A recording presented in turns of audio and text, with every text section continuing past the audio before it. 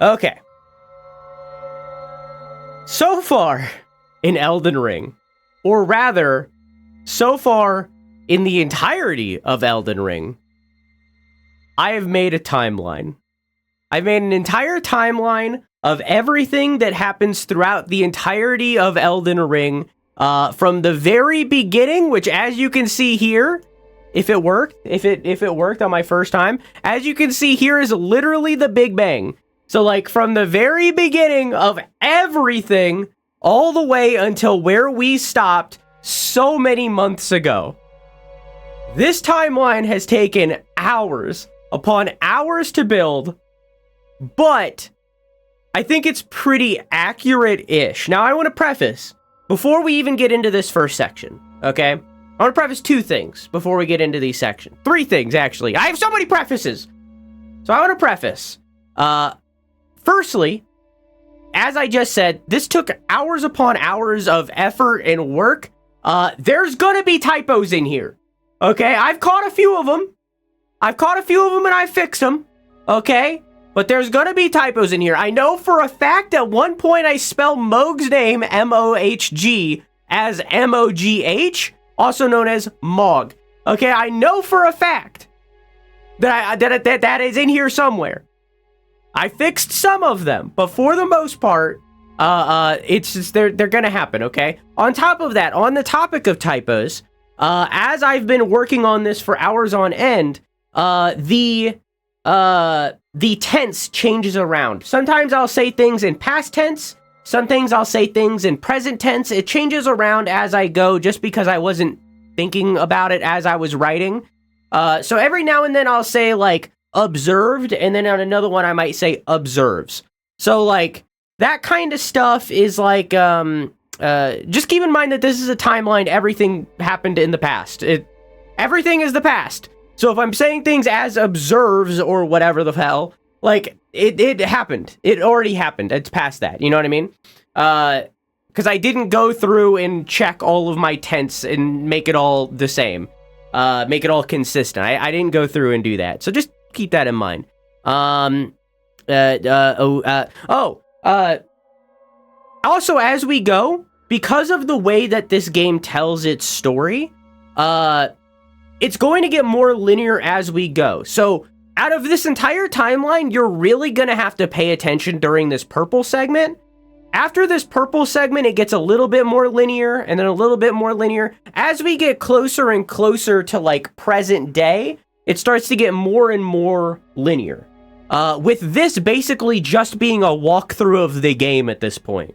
So, like, it's... Just keep in mind, like, we're dealing with timey-wimey nonsense in the fact that everything that is here happened 5 million years ago, potentially. You can see that there's dragons right here. These are literally fucking dinosaurs. Like, so... Just keep in mind that, going forward, you're gonna have to, like, really pay attention during purple, but then it starts to get more and more easier as we go along to keep track of the order of things and how things are going. On top of that, because we're dealing with such ancient history, this stuff is probably inaccurately placed, and pretty much anything on this timeline, could be placed anywhere. Like, you could put some of this stuff all the way in, like, the blue right here, if you really wanted to. It kind of can be put anywhere. I took my best guess, based off of evidence that I have. I will mention at certain points where something could be instead, or that it could happen later and that kind of thing. But just, you know, again, keep in mind, like, we're dealing with some very ancient lore at this point, so it's like, it's not precise. You get what I'm saying? Does that make sense? Does that make sense? I hope that makes sense. Okay. Without further ado,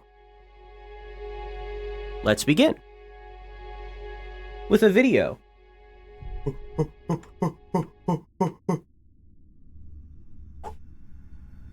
It happened an age ago.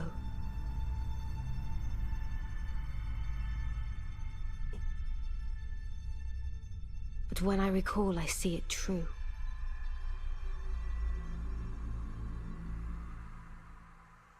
on a night of wintry fog. What the hell? It's going great so far. Okay, so, long ago, a big explosion happened. Y'all heard of the Big Bang? It's kind of like the Big Bang. So long ago, all of these otherworldly entities,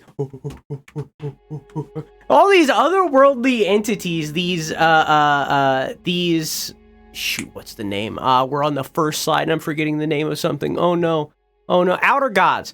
All of these outer gods, as we're going to be talking about, were once all part of one great. This one great had all of these entities and maybe more, all combined into one. And long ago, before anything happens in the story, all of these duders basically blew up and became many. And from there, we got the greater will, which is represented by that symbol up there. That's my microphone. You see it? By that symbol. We got the one-eyed fire god, which is sometimes shown by this symbol and other times shown by an actual eyeball. We have the dragon god. We have no idea what they look like, so this is from Demon Souls. We got the god of scarlet rot, the god of death, the formless mother, and the abyssal serpent, also sometimes called base serpent, also just kind of serpent, that kind of thing. Also, this one can also be the god of death or the god of death birds. I'm calling it the Hellfen god because I like it. Can you move your arm through that back and forth? There you go. There you go. There you go. Okay. Also on top of that, there's 2 moons. Just a fun. It'll come up more later, and we'll talk about that more later. But like, there's 2 moons. Just keep that in mind. All right. From there, the greater will, which once again was which was one of the one great, split off. Dang. Part of the greater will split and became the frenzied flame, which is this symbol. So the greater will used to be one thing, and then it split off. Also, there's theories that the one great is the greater will, and that like it all comes from the greater will, and that kind of thing. There's also theories that all of these things aren't really gods and are more like how Japanese gods work, where they're more concepts. So like the one-eyed fire god is just fire, and that's what it represents. So it's like there's theories surrounding that maybe these aren't real entities and rather are just concepts in nature that we tie to gods, but you get the idea. From there, on the lands between, on the planet Earth, in this realm that isn't the planet Earth, there's a thing called the primordial crucible. It is represented by this symbol. It's a big fucking tree. There's also theories that the primordial crucible isn't a tree. It could just be a spiral, meaning DNA. But this is what the symbol is. This is what it's represented by. We're going to call it a tree. The primordial crucible takes life. Everything is combined into one, and life flourishes from it. From there, we go way forward in time, and this is where my first big asterisk comes in. The colossal people of Rao build ruins, towers, golems, and a forge, as well as a bunch of other shit here and there. This is where a big asterisk comes in. I kind of have changed my mind since I started working on this timeline. So initially, what I thought is the colossal people, you can see them represented here, built all of these things. I actually now think the colossal people, or the titans if you want, and the people of Rao are 2 separate things. Because some of this architecture simply wouldn't fit people of this scale. So I don't think that they would have built it at that scale. I think instead, the people of Rao are a separate people from the Colossi. I think these are 2 separate groups, Colossi and Rao. I think the Rao built all of these things, except for maybe the forge. And then the Colossi probably built the forge because of its scale again. But also, I think that it's possible that these people could have existed at the same time. I think these Colossi and the people of Rao could have been around at the same time, because there is a little bit of evidence for that. But let's focus on the people of Rao, because they're kind of the more important part out of that equation. The people of Rao originally were part of the Land of the Tower, which is the area of the DLC, where they built a lot of ruins. However, these ruins are also present in the main game, usually by bodies of water, because these people worshipped the Rot God. But they seem to view the Rot God as a little different. So through a Saint Bud here, they worshipped this Rot God by not the rot itself, but the process of life, the flow, more so than the rot itself. So because of that, there's evidence of the rot itself, and there's evidence of the flow itself, and how those two kind of combine and fight against each other. On top of that, there's also evidence that they worshipped the one-eyed fire god. This symbol right here, this is at the top of these towers. You can see that it's one circle surrounded by a whole bunch of dots. This is the symbol, again, that represents the fell god, the one-eyed fire god. And you can also see in this discus here, this also has those dots surrounding a circle. And this is made of a thing called verdigris. Verdigris is basically, you know how they built the Eiffel Tower and it turned green? Verdigris is basically that. It's rust on certain kinds of metal. And in a way, you could view rust as rot. So again, we're tying into the rot god. On top of that, they also have the utilization of things called sprites or spirits, where they had these little fucking bagels, and they would put a spirit in the center, and that spirit would become a robot, as exampled by the big-ass golem right here. And lastly, for the people of Rao, and maybe the coolest thing in this entire fucking game, they have this big-ass sword, which is made of it's made of a shard of a arrowhead from the old gods. We don't know who the old gods are. They could be the Colossi. We don't know who the old gods are. We don't know how big they are. This thing uses like white light effects that isn't present in anywhere else. No one else uses it. It is an example of something that is even far beyond the Rao. We're talking about an ancient civilization right now that aren't in the game. We're talking about an ancient, this ancient civilization we're talking about is not present in the game. They have nothing to do with the current civilization by the time that we're playing the game. We are playing in a civilization built off of this civilization, and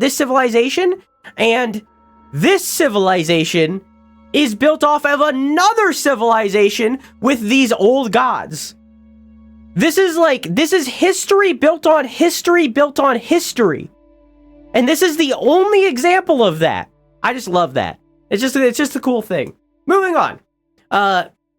At some point, an unknown calamity killed off all of the Colossi, making them all look something like this. However, and this is another example of why I think the Rao might have existed at this time, smaller entities survived this cataclysm. With the biggest being some giants that we'll see later, but also smaller creatures from that are more humanoid, like us, are more human-sized. So, there is examples of, these creatures existing alongside other creatures, because, again, they could have built this, but I don't know why they would when they can't walk in the door.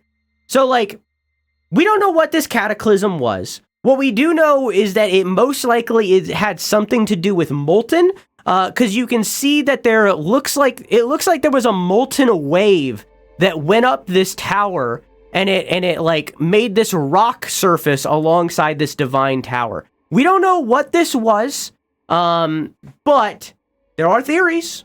There's theories, but we don't know what it is.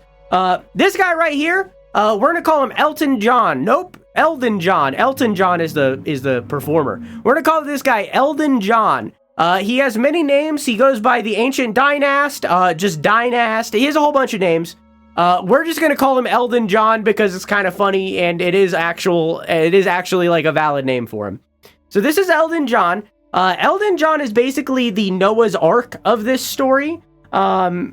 Elden John seen this disaster coming somehow. Maybe he was a astrologer and he's seen the comet coming that maybe caused all this. I don't know. He's seen this coming and he built coffin ships for his people to survive in. These people would climb into these coffin ships, and when the calamity was over, they would come out and they would start new civilizations, specifically underground, to continue avoiding the calamity. As well as other places later, but like I assume originally it was underground because that's where most of it is. As well as the primordial crucible that we talked about earlier, that is right there. This primordial crucible, it's believed that he might have revived this primordial crucible, creating a big ass fucking tree. But we don't know that for sure. We don't know that for sure. So anyways, that's the story of Elton John. Who knows how long into the future, the Greater Will, again, one of those outer gods, sends Meter, mother of the two fingers, or mother of fingers, I think is actually what it is, down to the lands between. The lands between is like, when I say the lands between, just kind of pretend that I'm saying like Earth.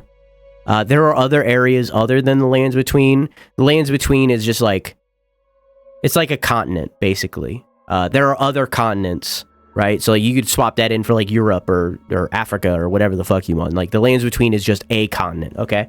So the Greater Will sends Meter down to the lands between, where she begins birthing two fingers. On top of that, she also sent two other entities, the Alabaster Lords, who are also the Onyx Lords. They're kind of the same thing, but they're kind of also different. I kind of view this as like, they're all Alabaster Lords, but only some of them are Onyx Lords. You know what I mean?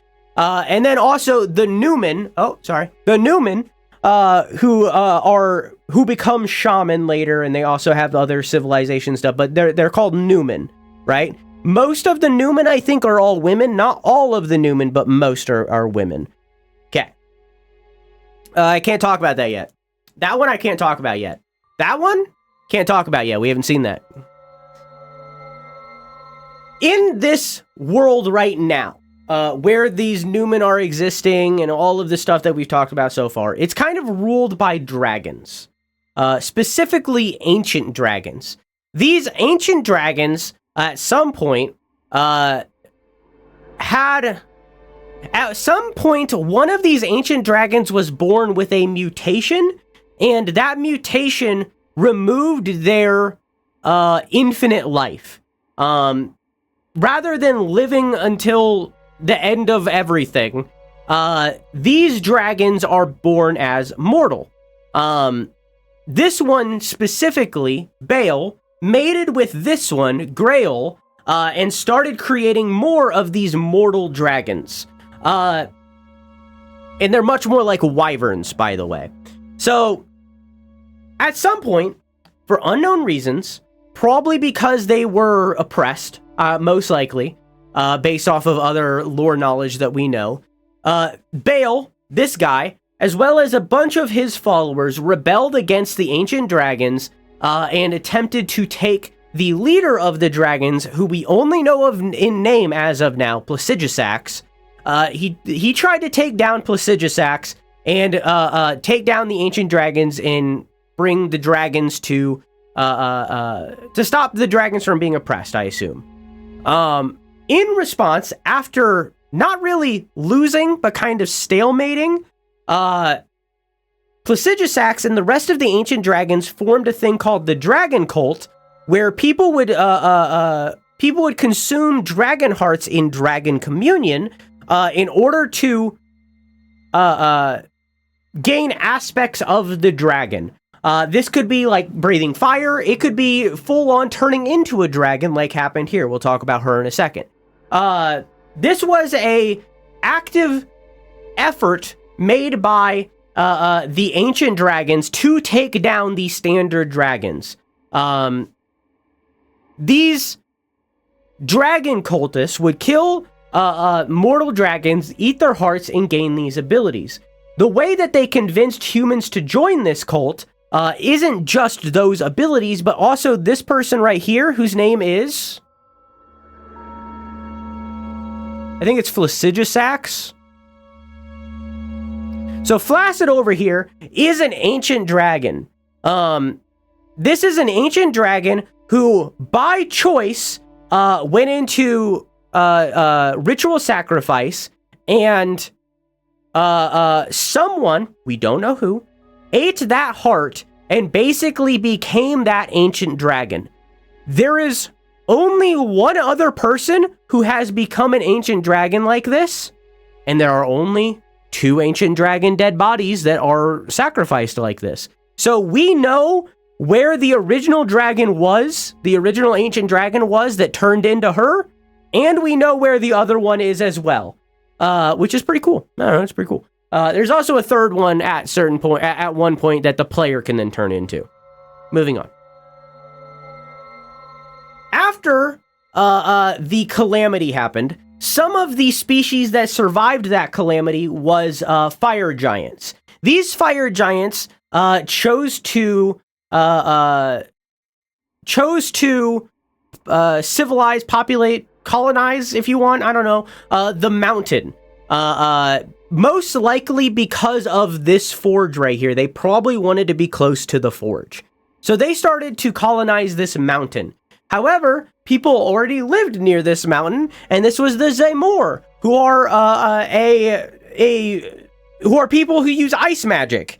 So the people who use ice magic fought against the giants that use fire magic. Okay, so on top of that, there's also a thing called the Deathrite cult that forms around this time. These are the ways of old death. This is represented by a few different notable iconography. And as we talked about before, we're calling this the Hellfen god. This sword right here is the reason we're calling it the Hellfen. This is the Hellfen sword. Moving on. So this is a twin bird, and the twin birds, alongside the grave birds, would basically process the dead. They would burn the corpses of the dead to move them on to the next plane. We don't know what that is, but they moves them on to the next plane using this black flame or corpse flame. This entity, again, that we're calling Hellfen, is represented by this bird right here. This is the god of the twin birds. It may be separate from the Hellfen god. Don't know. And as you can see, it kind of looks like a phoenix. Phoenix, dying, rebirth. You get the idea. Also, just a little fun fact. You can see on this guy's wings, there's these little guys. These are monks who are part of the death cult. They ritually sacrifice themselves and help the twin birds' mission to process the dead. Just a cool thing. An aspect of rot appears underground and forms a lake of rot. We don't know much about this aspect of rot. This might have been the rot god themselves. Regardless, they're a scorpion because they had a little scorpion tail thing. That's all we know about them. Astrologers are peering into space, like I theorized happened with Elton John. Astrologers are peering into space, and as they're looking into the void, they notice that there is more than just stars. The problem is that while they're peering into the void, some blink.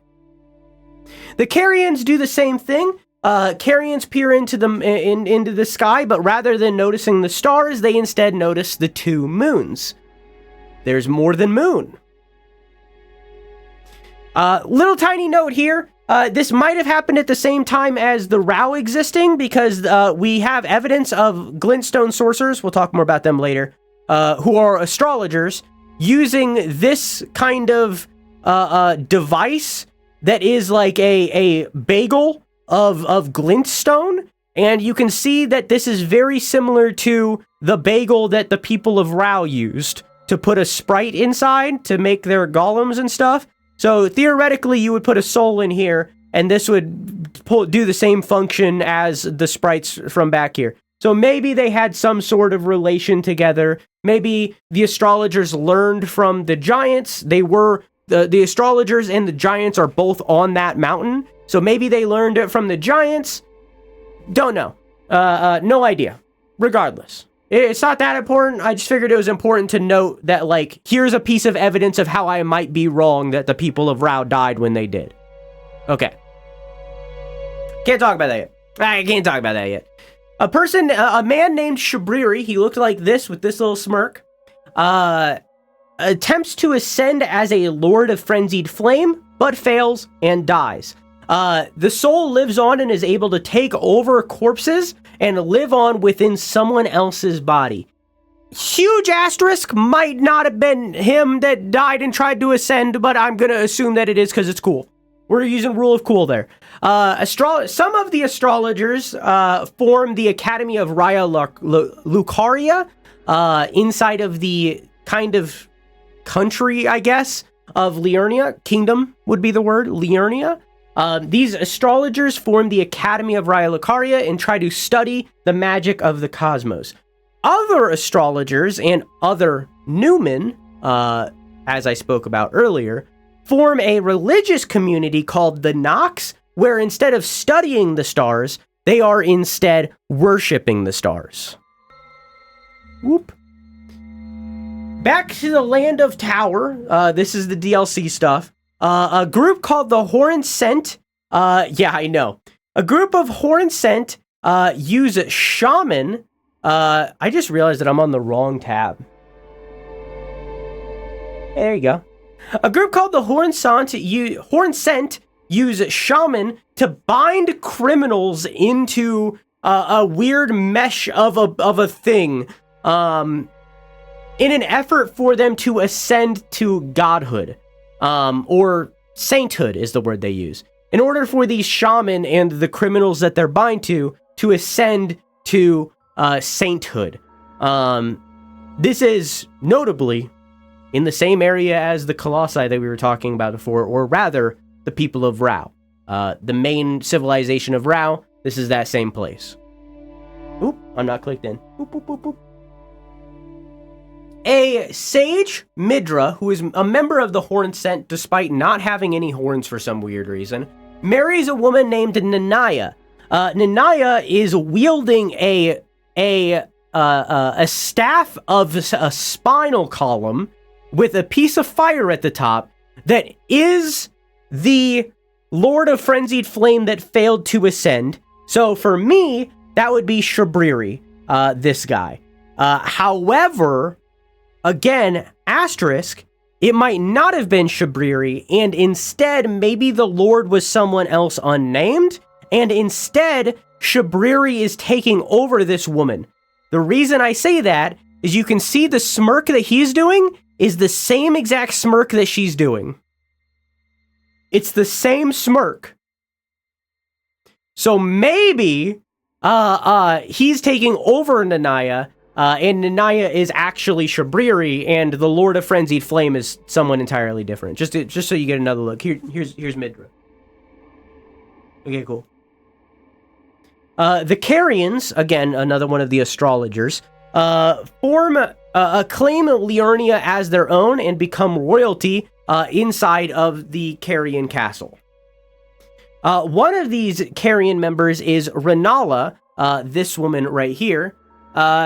She becomes the headmaster of Raya Lucaria, and is now their de facto leader. Meanwhile, the Nox that I talked about earlier create artificial life of the Albinorics. This is the first generation of Albinorics. We'll talk about more later. But they looked like this. They also created a finger-slaying blade.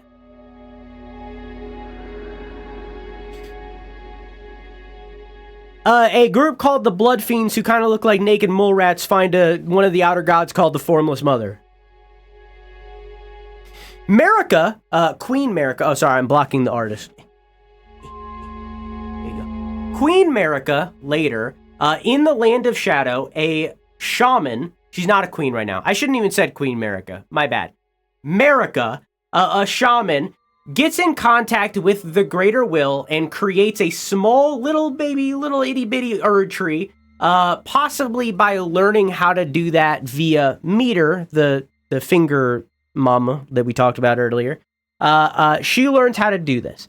She can do this, and the reason she gets in contact with the greater will is because she is something called an Empyrean.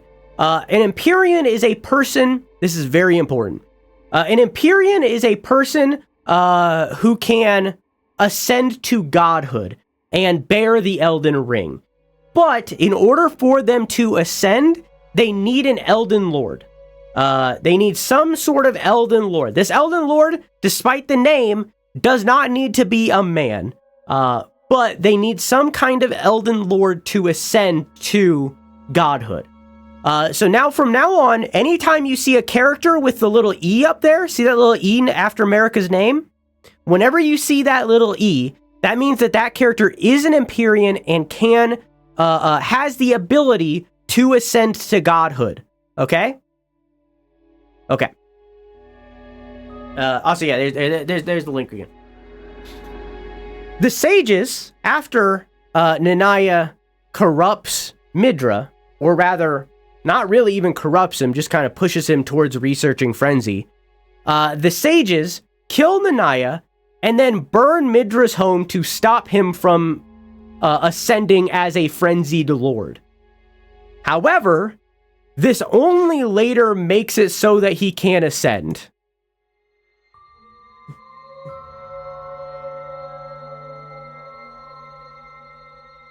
Oh no, there's no audio. Hang on, I've had this issue. Hang on, wait. There you go. Okay, we're good. Enough. I have endured more than enough. Let me know if I need to turn it up.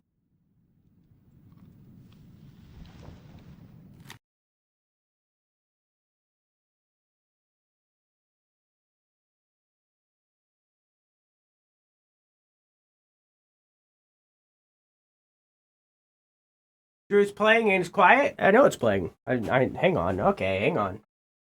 Let's try that again. Audio? Hang on, wait. It's a little buggy, okay? Listen, I only had so many options of what I could use for this, okay? Why isn't it playing? Midra? Midra? There we go.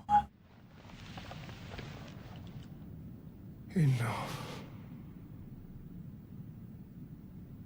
I have endured more than enough.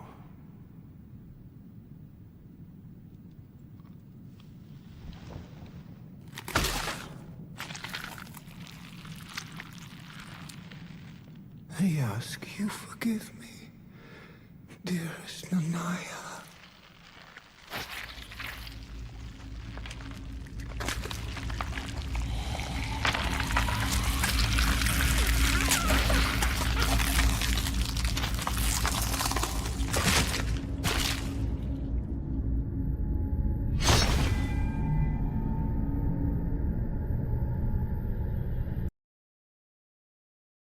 Huh? Audio? Audio jungle. Let's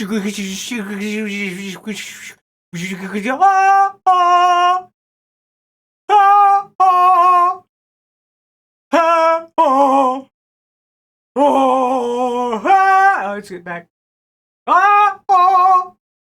It went away again. Why? Why though? Hey, if that's consistent, that's gonna be a real problem later, huh? Okay. Anyways, it doesn't matter. It's gonna be a real problem later, but we'll worry about it when we get there. The leader of the Horn Sense makes a proposal to.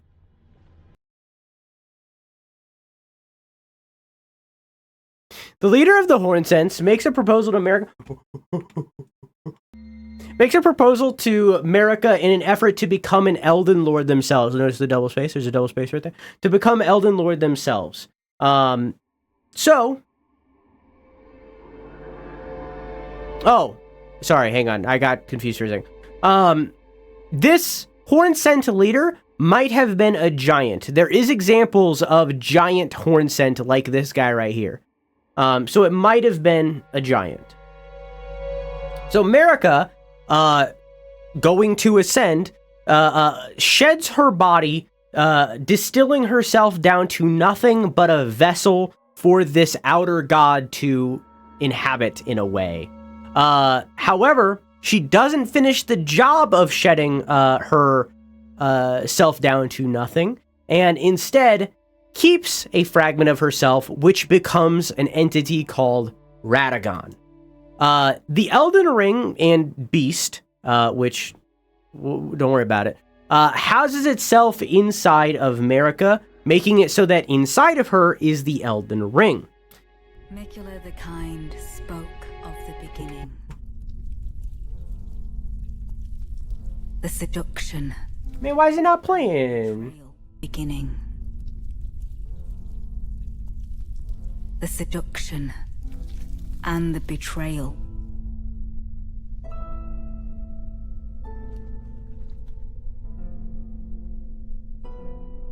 An affair from which gold arose.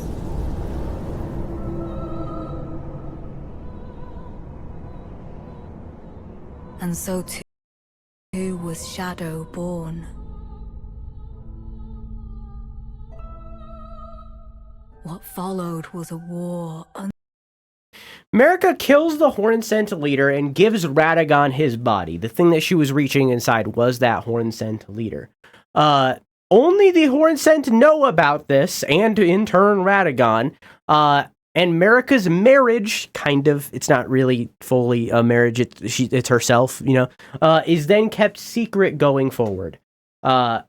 Meter, very quickly after this, loses contact to the greater will and births many two fingers, as well as from then on only birthing finger creepers. It's also in this moment that she might have birthed the three fingers, which is right there hidden by chat, that will come to resemble, or rather represent the frenzy god. There they are. They will come to represent the god of frenzy. So it's possible that that was also birthed by Meter in that moment. This losing contact might have happened because the Nox, after they created this finger-slaying blade, might have stabbed Meter. You can actually, on her model during the fight, see right there that she got stabbed. See that? So she clearly has a wound right here on her model, meaning that maybe that's the wound that the Nox gave her that caused her to lose contact? All theory. No idea. Oh, I'm clicked off. Hang on. And so, Marika ascends to godhood with a secret lord by her side, and this begins an age of plenty. And with that, we're done with the very early The One Great segment. And so, Marika ascends to godhood. When Marika ascended, she firstly infected the primordial crucible itself, creating what we now know as the Erd Tree, and starting the Age of Plenty that this age will come to be known as. She also named anyone that is born with aspects of the crucible as impure and denying them the greater will's grace. Now, aspects of the crucible are... sorry, I'm covering the words. My bad. This one's like very far out. Aspects of the crucible are like animal parts. If people are born with tails, horns, wings, so on and so forth, you get the idea. That's all aspects of the crucible. And the grace of gold, or the greater will's grace, is a light that gives guidance. So if you have the greater will's grace, you can kind of see a path that you can go forward, kind of thing. You're given respect by the greater will and that kind of thing. Now, again, this is assuming that the primordial crucible is the tree itself. If we're assuming that this tree that was planted by Elton John is the primordial crucible, then she infected this tree. And even then, infected is kind of a harsh word. It's kind of like a symbiote got into the tree and made it this kind of thing. It's complicated. But like, regardless, there was a great tree here that didn't used to be gold like this. And when Marika became a god, it became gold like this. Putting 1 and 1 together, she did something to the tree to make it gold. Okay. Marika and Radagon, in secret, had 2 children, that being Mesmer and Melina. And she also begins building a golden capital at the foot of the Erd tree. There's a link. There's a link. There's the link. Link. By Jewels of Caria. All right. Mesmer is claimed by the Abyssal Serpent, which threatens to absorb him, and he also bears a vision of fire. Marika, in response to this Abyssal Serpent, restrains the dark entity by plucking out her own son's eye and replacing it with a seal of her grace. This is what the Abyssal Serpent looks like inside of him, by the way. Just fun fact. Has a whole bunch of red eyes. And for some reason, butterflies begin to exist that are black pyreflies or whatever the hell that represent Mesmer. Melina also bears a vision of fire. We can't talk about a lot of stuff with her yet. However, she also gets her own butterfly that looks like that. Marika gives Melina a mission, which Melina later forgot. And Melina's body is burned at the foot of the Erd tree. We don't know why or how this happened, but there are theories. Also, bodies and souls, or as the game says, spirits, are separate things and can die separately, by the way. Just keep that in mind going forward. This is some concept art of Melina. This is in an art book. This is what she looks like. Yeah, that's cool. Radagon, separate from Marika, leads the Order into war with the Carians and the Academy twice. And in response... Oh, I skipped one. Oh, sorry, no, it's here. And in battle, Radagon, this guy, and Renala, there is an art book, meet in battle and fall in love. Together, they have 3 children, that being Radon, Ricard, and Ronnie. Here, I'll get out of the way so you can see the link. I'll get out of the way so you can see the link. Hang on, there it is. There it is. Radagon also forms the Preceptors, who are mages that work for him and keep his secrets, by the way. You can see this little, like, lattice design he has on his mouth. That's the symbol that represents Radagon going forward. But these are their children. In youth. Oh, my earbud died. Hang on. Moving on. Marika, now divorced from Radagon quietly, marries a legendary Highlander warrior named Godfrey, and he becomes the first on-record Elden Lord, even though, you know, it's a whole thing. Even though Radagon was kind of in that position, but, like, not official. It's a whole thing. Radon learns gravitational magic to ride his scrawny horse, Leonard. Look at him! Look at Leonard! Look at him! He's so cute! Look at him, chat! Look at him! So that he can learn his ride Leonard still, even though he's scrawny.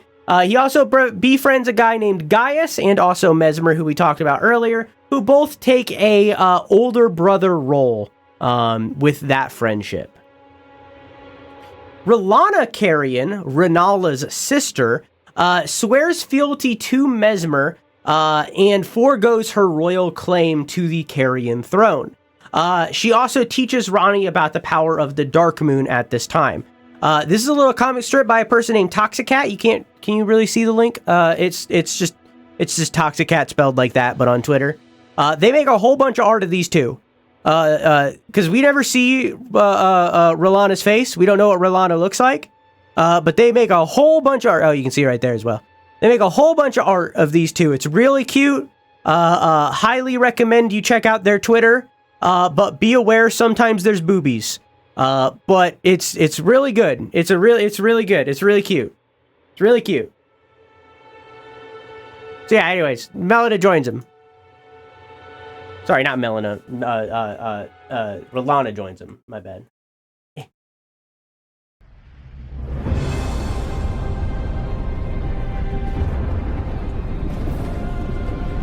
One that could never be put to song.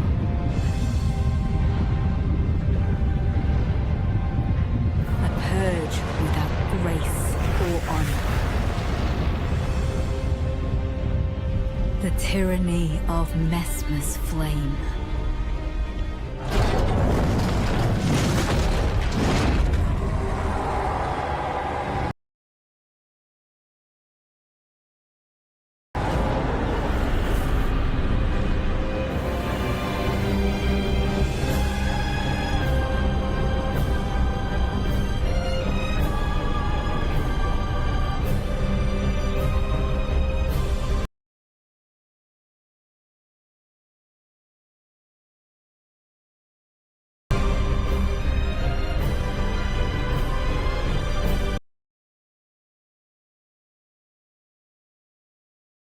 So Mariko ordered Mesmer to march his...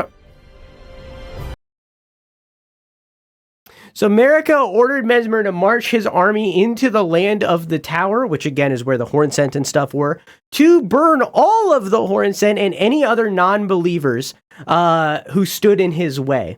This is an unholy crusade, even though I wrote holy there. I guess it is technically. It is a holy crusade to become an agent of fear, earning him the moniker of Mesmer the Impaler. Both Gaius and... I wrote Renala, but it's Rolana. Oops. Rolana join him on this mission into the Land of Shadow, which it would become known as. Meanwhile, outside of this crusade that is happening, a gloam-eyed queen begins recruiting Godskin apostles who kill gods and threaten Marika's rule. There are now, this is maybe the most words that are on any of these slides. There are many types of deities inside of the world of Elden Ring.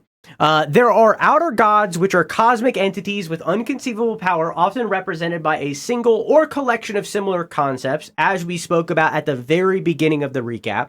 There is a god, a physical entity on the material plane, who is of greater power or significance, I spelled that wrong, to the world. Significane. Often because of a connection to an outer god. There is demigods, a physical entity born of one god and one mortal. An Empyrean of these can ascend to godhood. And then there's tutelary deities, who are just protectors of a specific location, seemingly with no outer god connection at all. I know that's a lot of words. I get it. I know. I'm aware. I get it. The thing that to keep in mind is that there's a lot of different kinds of God. When we say God, we don't mean one type of thing. There are many, many different kinds. Okay? Okay. The Two Fingers name Ranni as an Empyrean, and in response, give her grant her a shadowbound beast named Blythe. That's spelled Blade with two D's, but it's Blythe. I don't know, Scottish or something. He is more human than other shadowbound beasts that we've seen prior, such as Malekith, who we'll talk about more later. But he is raised as a foster child to Renala alongside Ranni. Here's a link. Here's a link to this art. Really cute art of them playing ball. So, like, this is him that we see him in game. He most likely looked more like that back then because he's a kid. Just so you know. But that's what he looks like in game. Okay. Mesmer's army, during that little trailer thing that I showed, burned down the Church of the Bud. where Saint Romina discovered a twisted divine element in the ashes and adopted aspects of the Scarlet Rot, where she then became a weird butterfly centipede scorpion thing. That blade that you can see holding right there, see that? She's holding it again right there. See that? That's how we know that they're the same. Okay. Marika, during the Holy Crusade, laid a veil over the back of the Erd tree, creating the Skidoo tree, a shadow tree, the Erd tree shadow, the realm of shadow. You get it. Which then ceased all communication with Mesmer and causing this holy war to be endless and honorless. Marika then purged all history relating to the Crusade, removing her origins and her greatest sin, Radagon, making it so no one can find out about what happened there. Meanwhile, maybe to distract from this, maybe this happened before all this. I don't know. The Order declares war on the Giants, and Godfrey, who is now the Elden Lord, marches the mountain to defeat them. He creates a group of Crucible Knights, who are legendary warriors who use aspects of the Crucible, and anyone that dies during this war, or basically any war going forward, are buried near the Erd tree's roots, which then removes previous death practices, and they also execute anyone that does those old death practices, making it so that this has to be the way that we treat the dead. There's also, sometimes they do it through ashes rather than bodies. Some of the trolls that were alongside of the giants during this giant war instead joined the Order, and it's covered by the chat. Hang on, wait, no. The people that joined, the trolls that joined the Order ended up looking something like this. Other of these trolls instead joined Renala, in the Carians, which ended up looking like this. I feel like this is the much better version. I would much rather be a member of Renala's army than the Golden Orders. I feel like the Golden Order doesn't really respect them. One of these is a troll named Iji, who wears a helmet of mirrors in order to block the outer gods meddling. It like reflects their meddling off. He befriends Ronnie and ends up being buddy with her. Oh, I clicked off. Oh no, wait. No, wait. The flames of the Colossi Forge won't quell, and so they are left ever burning, as embers of ruins. And the one-eyed fire god, that the Forge and stuff represented, was slain by Marika herself, and henceforth they are only ever referenced as the Fell God. Here's a bunch of iconography of the Fell God. You can see different versions of it. We already talked about the dots, the dots in the circle that were represented by some of the Rao stuff, and the Colossi stuff. But he's also mostly represented by like just the one-eyed face kind of thing like these. However, also sometimes this Fell God is represented by this little like sun mask, which notably has two eyes, but one of them looks kind of burned. So maybe it's one-eyed God as in they only have one, they had two eyes, but one of them, now they only got one eye. So maybe it's like that instead. There's also only one single instance of this symbol right here. I couldn't find any other uses of this symbol. It looks like it's a key on fire. I don't know. I only found this one. Also, there's a ball. So Godfrey defeats the giants with Marika defeating the Fell God, and that's the end of the Age of Plenty. I tried to pause the VOD, but it didn't take.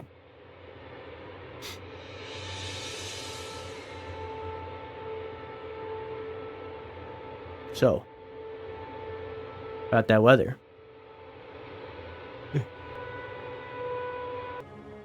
And so the age of the Erd Tree begins. Shabriri frames a group of merchants of being infected with frenzy, and they are ousted by America and the Golden Order, many of which being locked beneath the capital right next to the Three Fingers, which are also locked down below there. We don't know if the Three Fingers were already there by the time this happens. We don't know if America found the Three Fingers and locked them down there. We don't know if the Three Fingers manifested down there because of these merchants being locked down there. But regardless, they are locked beneath the capital, and the Three Fingers are as well. Marika and Godfrey have their first child, Godwyn the Golden.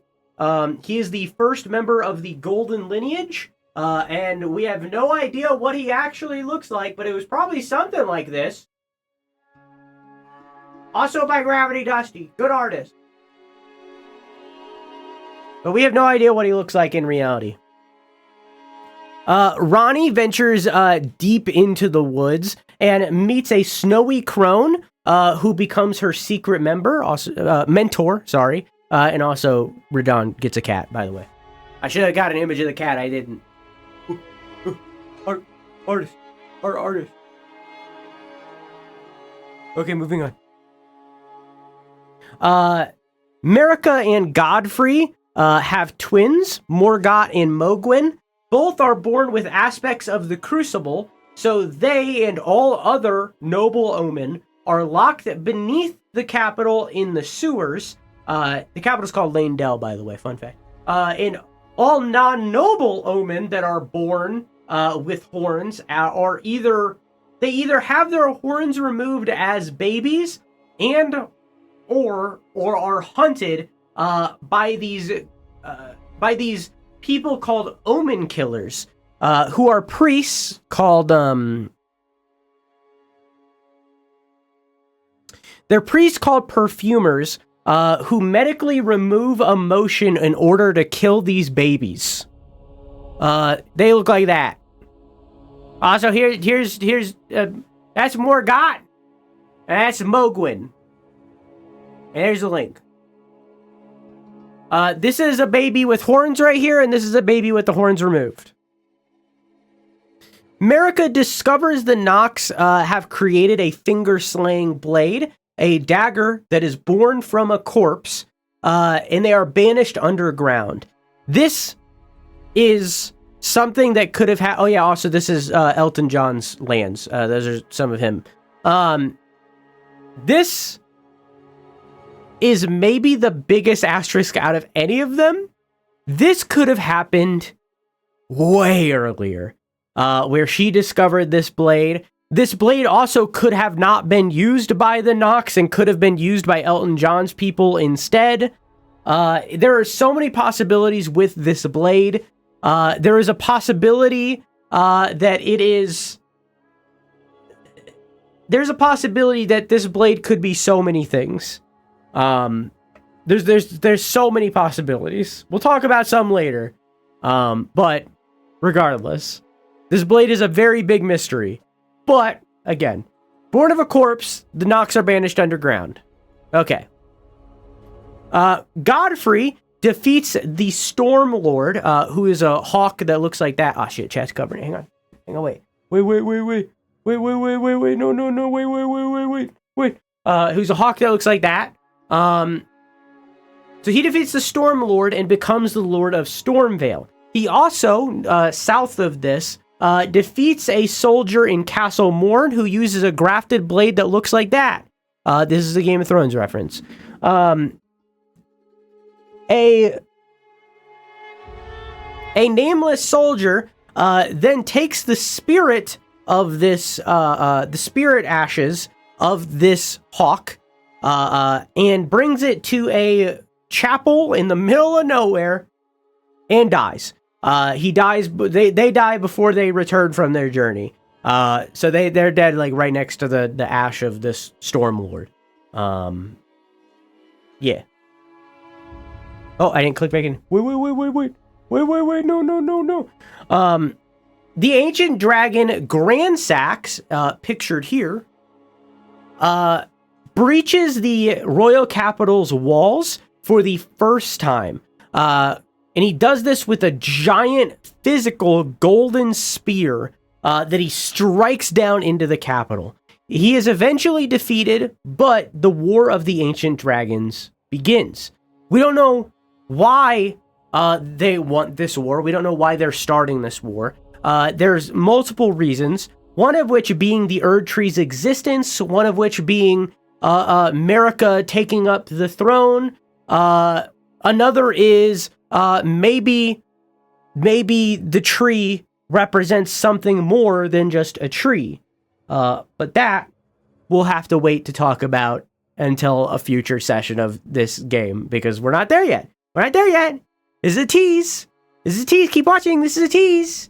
Teased. The knights called Tree Sentinels begin to believe Knights called Tree Sentinels believe that to beat a dragon, you must become a dragon. So some of them start forging dragon scales into their armor and weaponry, becoming draconic Tree Sentinels.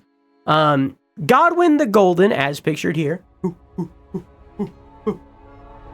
Godwyn the Golden fights the ancient dragon Fortisax and wins, but he spares the dragon's life. The war with the dragons is ended, and dragon worship doesn't clash with Golden Order belief. So people are still allowed to keep worshiping dragons. America begins researching the Greater Will more deeply.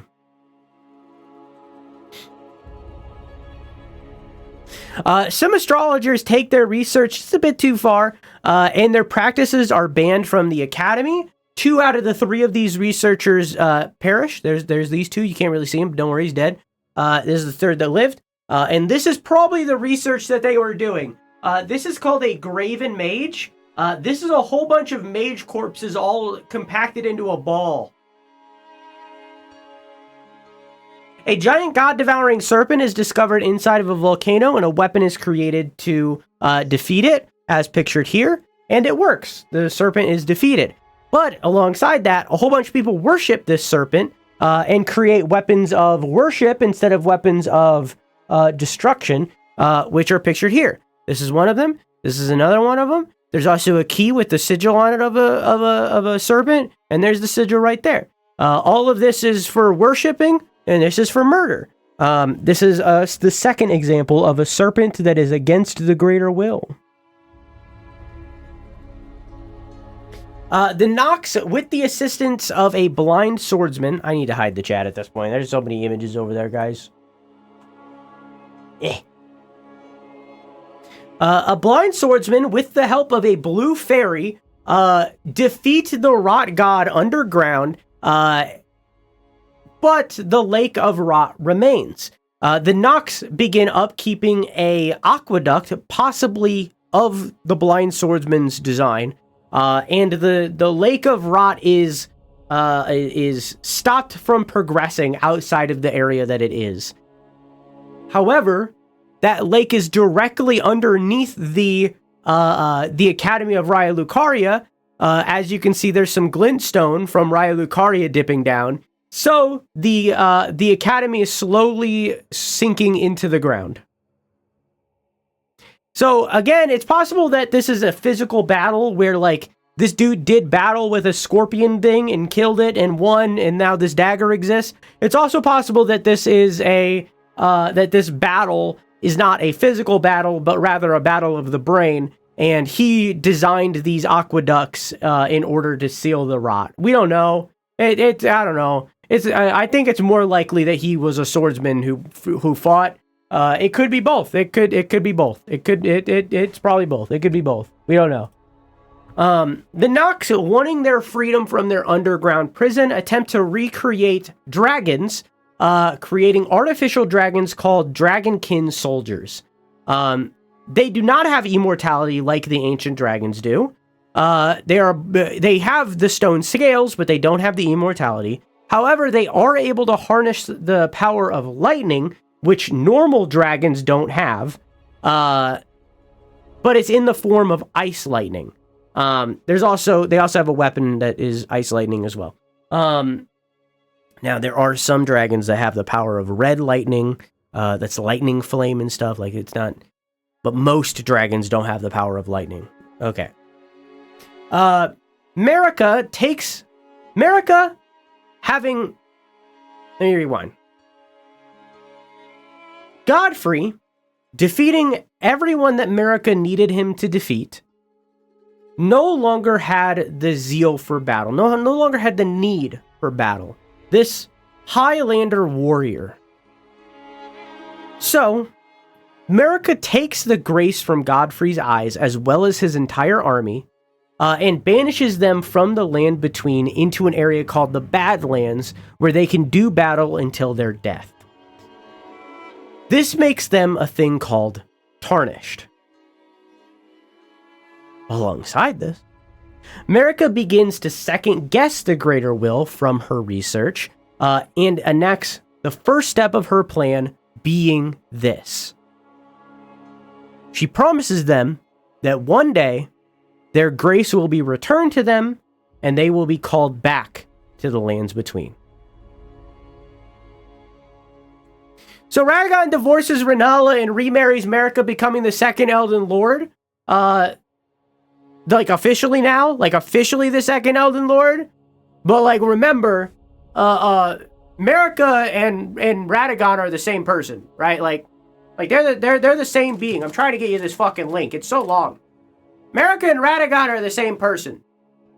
They're two people that inhabit, like, one body sometimes, but can also split. Like, they're one person. So, but they're now officially remarried, and he is now recognized as the second Elden Lord. Unfortunately, this requires Radagon to leave Renala, so he leaves her a amber egg containing the Great Rune of Rebirth. However, she's devastated, and she begins losing the grip on reality. She basically loses her mind because of this loss. Here's this picture. Hey, there you go. Here's picture one.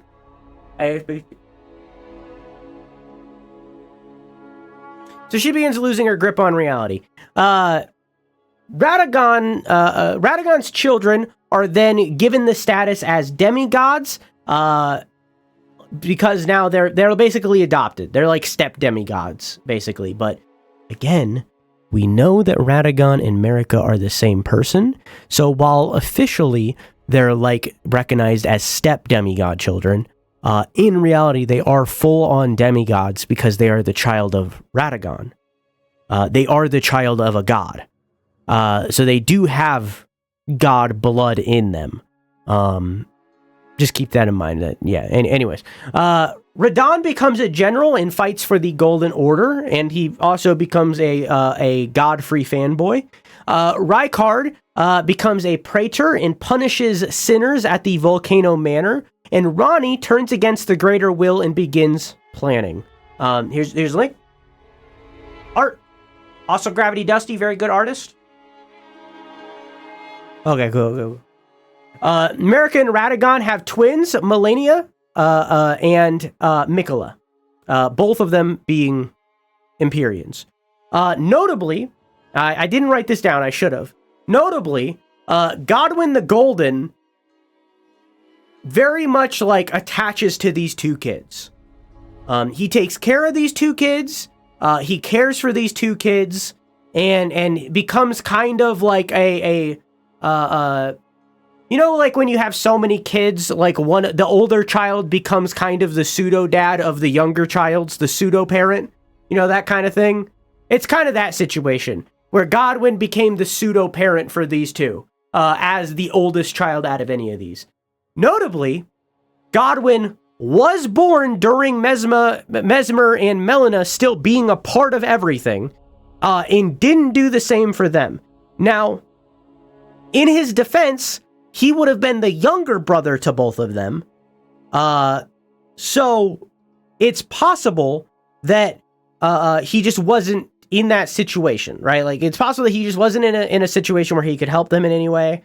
But it is a possibility that they all existed at the same time. It's also a possibility that they were banished from the realm before Godwyn was born. It's kind of like very shaky of which way that goes, of what order did Mesmer get banished from history, basically.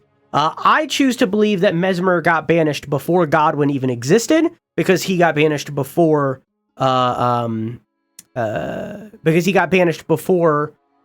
she married Godfrey, because I feel like that's history that you can easily cover up. I find it suspicious that no one in the entirety of the main game pre-DLC mentions Mesmer or Melina anywhere as America's child. I feel like at that point where you've had so many kids, someone would have some mention of these two somewhere. And that's why I believe that they were banished before the Godfrey marriage. But again, asterisk, it could have happened before that. Also, there's the artist right there. Duaj G. I don't know. There's the artist. Okay, cool. Marika removes the rune of destined death, and brings an age of unending life. And because of that, she becomes known as Queen Marika the Eternal. Here's that. And so, the age of the Elden Ring begins. So I didn't explicitly say, the reason Marika ended up not trusting the Greater Will, and in turn starting her plan to banish Godfrey and start this whole thing of the Tarnished and all this stuff, basically the entire video game, right? The reason she ended up not trusting the Greater Will is because the Nox stabbed Meter. When the Nox stabbed Meter, and again, we don't know it was the Nox, it could have been Elton John, we don't know. When the Nox stabbed Meter, it caused her to lose contact to the Greater Will. She no longer was receiving messages from the Greater Will. That happened before Marika was even on the throne, right? So from the very beginning, she lost contact with the Greater Will. From then on, Meter and all of the Two Fingers, which are the way that they get word from the Greater Will, were dealing with outdated information. The Greater Will couldn't change the vision based off of what was happening in the world or anything, so the guidance that they were running off of was outdated. I think the reason why Marika went against the Greater Will at that time was because she recognized that they were running off of this outdated information, and so she began turning against them. Now, it's important to note that even if we ignore all that, right? Even if we think that all of that's fucked up and fake, right?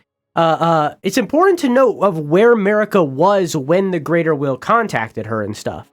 Marika was a shaman who was going to be put inside of a pot and bound with a criminal to become a fleshy monstrosity.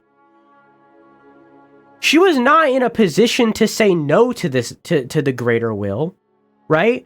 Like, the Greater Will very much caught her in a moment of vulnerability and took advantage of her in that situation and got her out of that situation, but still took advantage of her situation to do that. So, like, you gotta, like, even if we disregard the Meter stuff and we disregard the vision thing, like, the situation in which she became tied to the Greater Will is like if you got in a car crash and the doctor started hitting on you. Like, you're not in a situation where you can get out of that. You're sitting on a medical bed. Like, there's nothing you can do in that situation. You know, you're trapped in that situation. So it's like, even if we disregard that, like, they don't have contact with the Greater Will anymore and they're dealing with outdated information, even if we completely remove that situation, the situation in which the Greater Will and Marika became tied together was still not great, you know? Still not great. Still not a great situation. So, like, she definitely needed something like that to get her out of that situation, but, you know. I believe the academy was put in that spot was so that they could mine into the glintstone. I don't think they knew about the Rot Lake necessarily. They would have had to go underground and go to that location and so on and so forth. And even then, honestly, with the way that the astrologers are in-game that we meet, I think that they would have built it there anyways. Simply because, again, they want that glintstone. That glintstone is what lets them do the sorcery. So, I think they would have did that regardless. But I don't know. So, Queen Marika the Eternal is formed. Miquella stops aging at 13. He looks like that. And in turn, he also gets a butterfly that represents him, and it looks like that. So now, Mesmer, Melina, and Miquella all have butterflies that tie to them in some way, that represent them. Rennala, using the rune of rebirth given to her in the Amber Egg by Radagon, attempts to rebirth some students, but it is incomplete, and they are born as legless children that look like this and have mushy brains. And they go, "Mother, can I have some more?" So the Academy, recognizing that Rennala has lost her mind, begins to rebel against the Carrion family, but fails to defeat either Rennala or Ranni because of their immense power. Moog has a horn that pierces his eye. The horn goes into his eye, which allows him to see the formless mother, while locked in the sewer, by the way, allows him to see and meet the formless mother, who is a better mother than the one that he already had, so... Ricard meets a woman named Tanith, and the two fall in love. This is maybe the most wholesome romance in the entire story. This is perfect, and I love it, and it's good. This is a good romance. There's nothing wrong with this romance. They love each other, it's wholesome, and it's good. Also, there's the link, but warning, there's a lot of porn. This is not porn, but there's a lot of porn. Okay, cool. Radagon creates Radagon creates Golden Order fundamentalism, which is like worshipping the Golden Order or the Greater Will, but is more of a scientific approach to it rather than a religious approach to it. Miquella joins him on this fundamentalist track. The Colossi golems from long ago are reactivated and reprogrammed using the sprite stones that we talked about. I forgot to change the music. I really want a zig-a-zig. Colossi golems are reactivated and reprogrammed using the sprite stones. They are used in multiple different armies, but primarily by the Greater Will and the Golden Order. I'm gonna stop saying the Greater Will now. I'm gonna be saying the Golden Order. The Golden Order is is Marika's army and stuff that worships the Greater Will. Like, for example, you are a Christian, you're not a god. You know what I mean? Like, we worship God, but you are a Christian. You get the idea. Greater Order, or Golden Order. Okay, cool. Oh, also, note, they were called the Order. Now that she's removed the Rune of Destined Death, now they're the Golden Order. Okay, cool. Godwyn has a son. His name is Godric, but he is born weak and scrawny. They also have a cousin named Godfrey, Godfrey, but don't worry about him. He looks kind of like this. I am assuming that Godric is Godwyn's son. This is not confirmed. I think that he is a bastard child. I do not think that this is a married thing. I am assuming that Godric is related to Godwyn. We know that he's related to Godfrey, at least, but we don't necessarily know how. But, okay, moving on. Miquella becomes Saint Trina, a second soul inside of one body, just like his parents, Radagon and Marika. She represents Miquella's fate and love, and is a goddess of slumber and boundless love. A cult surrounding her and sleep begins as she visits people's dreams to offer an intoxicating rest. There are many items that represent Saint Trina throughout the game. This symbol right here is Saint Trina's symbol. There's even a rapier, and weirdly, for some reason, I'm going to pull up a bigger image of this in a second. Weirdly, there is a torch that has a grown adult Trina face on it, like a weird fan fiction age-up thing. This is what Saint Trina actually looks like. This is her adult face with one eye, like the third eye opened. And the torch directly says, where is it? Where is it? Where are you? Where is it? Where is it? The carving depicts Saint Trina, but in adult form, somewhat unnervingly. I just wanted to share that this is a weird item. This is a weird fanfic item of like a fucking age-up situation. I don't know. Also, before we dive back in, Saint Trina has a song, and it sounds like this.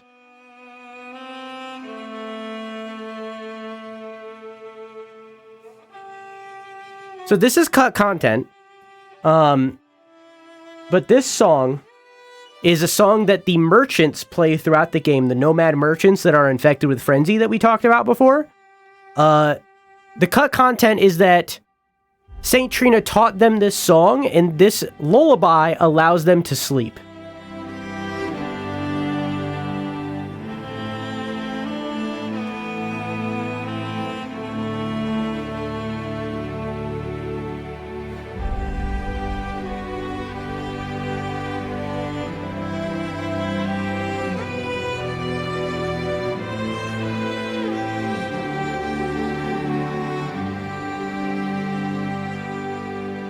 I'm letting it play because it's beautiful.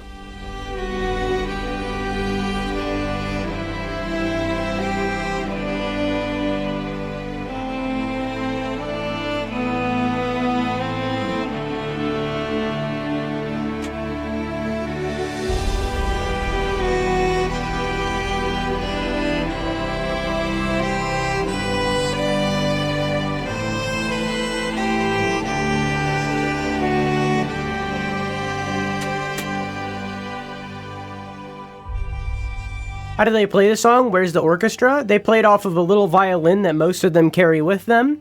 The rest of it is added. This is a cover by Rosen.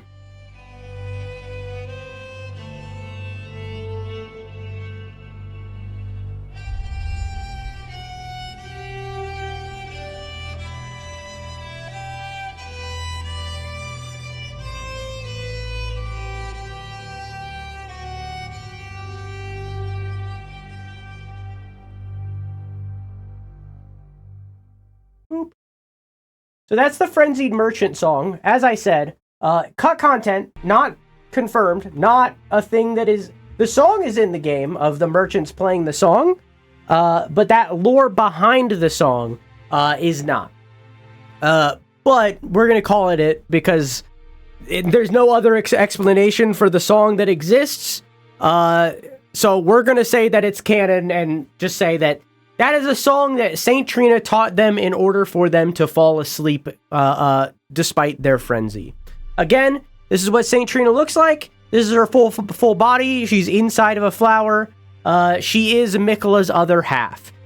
Some people believe Saint Trina is a young boy, like Miquella. Others believe that she is a young girl, as you can see here, when she is split from Miquella, which we'll talk about later.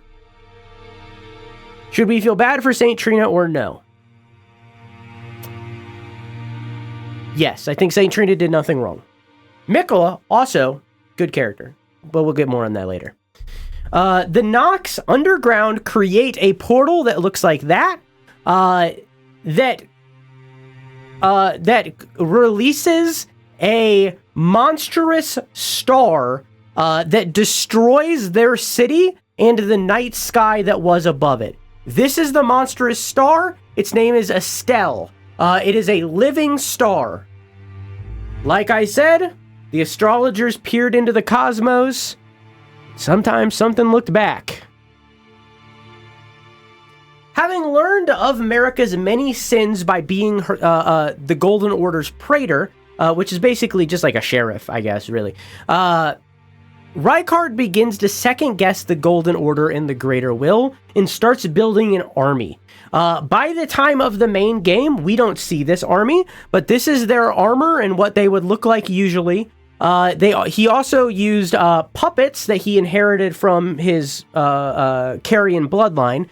They look like this, and these are things called abductor virgins, which would pick up prisoners and stuff and teleport them into the Volcano Manor for him to torture.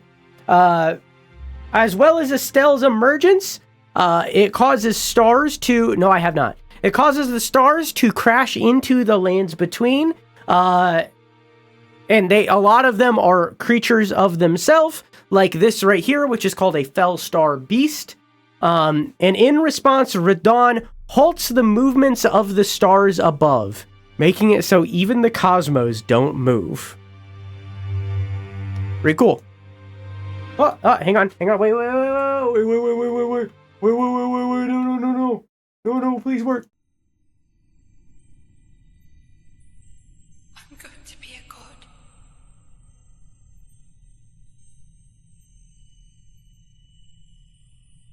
If we honor our part of the vow,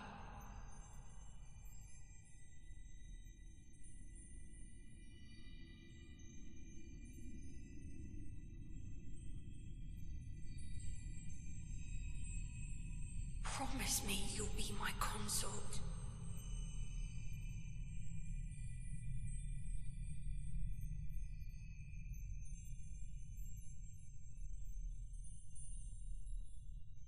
I'll make the world a gentler place. So, Miquella asks Radahn to promise his hand in marriage to him. Radahn promises. Now, I don't necessarily know why Radahn would promise this of him. If Miquella is promising to make the world a gentler place, but Radahn is a general who, like, celebrates war? Why? Like, it seems like the world being a gentler place wouldn't be what Radahn wants, you know? But regardless, it happens. Also, Miquella plants a tree and feeds it his own blood like a normal person. So that's cool, I guess. Cool artist. I have to use a lot of art for stuff like this because we never see the characters at this point. Like, especially Ronnie. Like, we never see Ronnie as, like, a youngin'. So, like, I have to use art of these characters in a lot of these places, because we don't see them in these states. Also, I just want to showcase cool art. Preceptor Celavis is killed and puppeted by a man named Pydia. He is a servant of the Carrion family, and is born of the Nox's experiments with artificial life, being the Albinorix. This is Celavis. Melania, Bladed Miquella. Melania Trump. Melania is now a skilled combatant.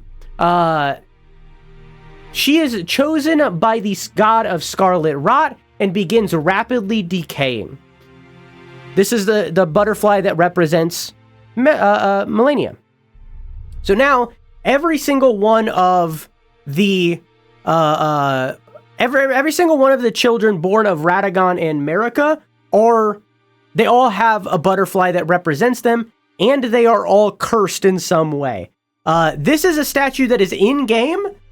Just to double down on the art that I showed you earlier, this is a statue in-game of Godwyn, and Melania and Miquella all snuggling, right? Just to double down on what I said earlier of Godwyn was like a father figure kind of thing to these two. The sibling parents thing. Just to double down on that he supported them. Okay. Ricard finds a big snake in the heart of the volcano and begins researching it. There's the big snake. That's the big snake. All right, cool. A man is punished for giving people STIs that cause their rebirth to end. He's nicknamed Dung Eater, and he looks like that. Radagon gets a statue built of him, but it leaks the secret that he's secretly Marika and that they're one and the same. For some reason, the only picture I could find of the statue that is Marika's form was pixely as hell. I don't know why. I didn't feel like going and grabbing the picture myself. Mikola creates prosthetics of... I can't show. There's words everywhere. There's things everywhere. Mikola creates prosthetics of unalloyed gold for his sister, a pure metal that can't be corrupted and fends off the outer gods meddling. Malenia learns how to push the Scarlet Rot back by the blind swordsman that we talked about earlier, who once defeated the Rot God in the Lake of Rot. Malay Marai of the Shaded Castle, which is directly next to the Volcano Manor and is in their like realm of like leadership, becomes Malenia's fanboy. She's in love with him, or he's in love with her, and she's not in love with him. She doesn't give a shit, but he's in love with her. It's a whole thing. On top of that, Mikola also makes armor, as you can see by this helmet right here. And also an injectable needle that serves the same purpose. All of this is to push back the god of Scarlet Rot. This is the image of the move that she learns from, the combat style that she learns from the Blind Swordsman. I can't remember what it's called. Doesn't matter. This is the move that she learns, the combat style that she learns in order to push it back. And here's good art by Gravity Dusty again. Whoop. There they are. They're a bit young. They're younger. There they are. There's the link. There it is. Waterfall dance. Thank you. Whoop. The Academy of Ryo Lucaria create artificial life themselves, but it's in the form of pot people that look like this, and they're little cuties, and we love them. A knight learns too much and is executed for his curiosity, pictured here. Marika creates a copy of the Round Table Hold, which is the music you're listening to right now, inside of a different realm similar to the Shadow Realm that is now the DLC. She also imprisons a single misbegotten, which is an omen but not, blacksmith inside of this Round Table Hold and gives him a mission to create a weapon that is capable of killing a god. For a long while, it kind of is just dormant. Ronnie, hang on. Ronnie, using a League of Nox, my mouth did a thing. Using a League of Noxborn, or at least Newman, assassins named the Black Knife Assassins, and information given by her brother Rykard, I forgot to color code it, but it's Rykard, steals a fragment of the Rune of Destined Death that Malenia once removed.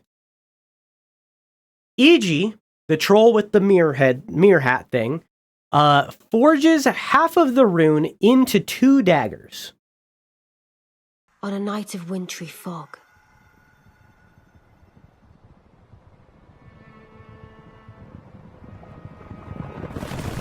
the rune of death was stolen.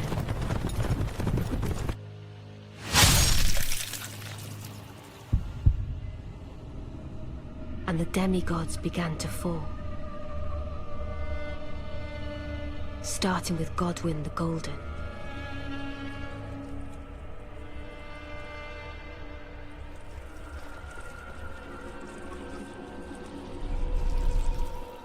Queen Marika was driven to the brink. Using the information given by Rykard, the Black Knife Assassins weave through the Golden Capital and carve the rune half into the back of Godwyn the Golden, killing his soul. Ronnie, at the same exact time, carves the other half into her own flesh, killing her body, pictured here. Ronnie then binds her soul to a wooden doll modeled after the witch who mentored her. And the Black Knife Assassins are discovered leaving the capital, and they don't all make it out. Possibly due to Ronnie betraying them, which there is some evidence of, including, I think it's Alecto is this person's name, who is locked inside of an Everjail. Ronnie then gives Rykard the claw which contained the rune of destined death. And Godwyn's corpse is buried directly under the Erd tree. But since he wasn't truly dead, he begins infecting the Erd tree, creating death root, which brings the long dead back to life as mindless monstrosities. Godwyn, the Prince of Gold, has become Godwyn, the Prince of Death. You can see him here with his long blonde hair, his weird fucking face, and for some reason a fishtail that we never learn about, as well as his hand. And it looks like if you like go into the model, he's kind of sitting on a throne kind of thing. Golden Order fundamentalists become crusaders against death itself, or rather against those who live in death. In which Marika then says, "Hear me, demigods, my children beloved. Make of thyselves that which ye desire. Be it a lord, be it a god. But should ye fail to become aught at all, ye will become forsaken." Amounting only to sacrifices. She said this expecting them to battle for the throne, and then gives each of them a big fragment of the Elden Ring's great rune. So the big piece. This is, of course, after Marika. I should have reversed these. Marika, now morphed with Radagon, attempts to shatter the Elden Ring. Radagon attempts to repair the damage as she's destroying it. Back and forth, the two build pressure into the ring while one tries to break it and the other tries to fix it. The Elden Ring explodes. The Erd Tree's gate shuts tight, and the two of them are locked inside.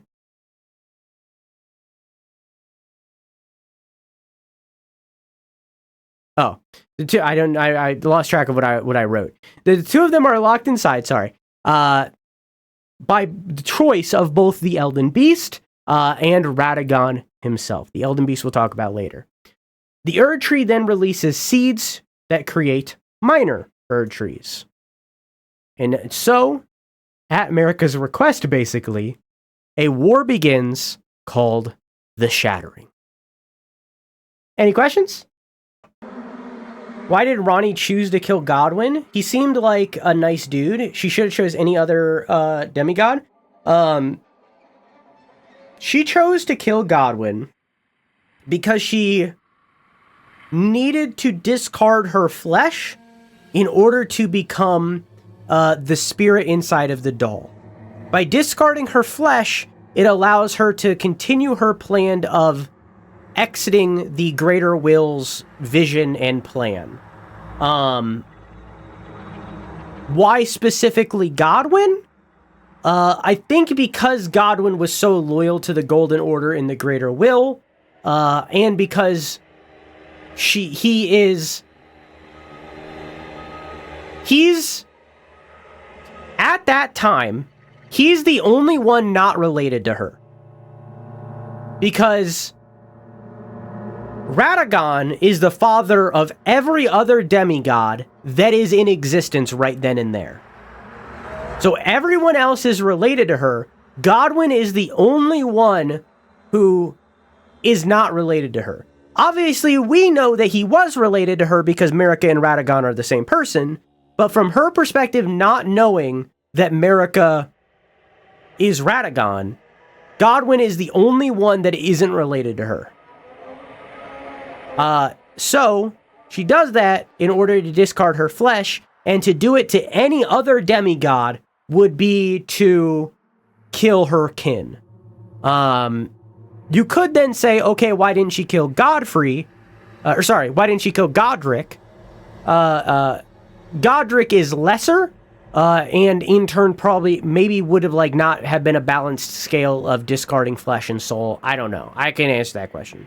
But on top of that, Godwyn was the eldest, meaning he had children to then pass that reign down to. There's multiple answers to that question, but I think the general answer is it needed to be someone and everyone else is related to her. And so the shattering begins. Oh, hang on. Wait, no, wait. Wait.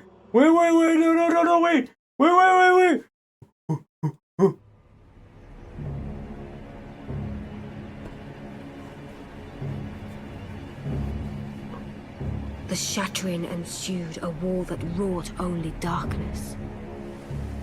The Elden Ring was broken. But by whom? And why?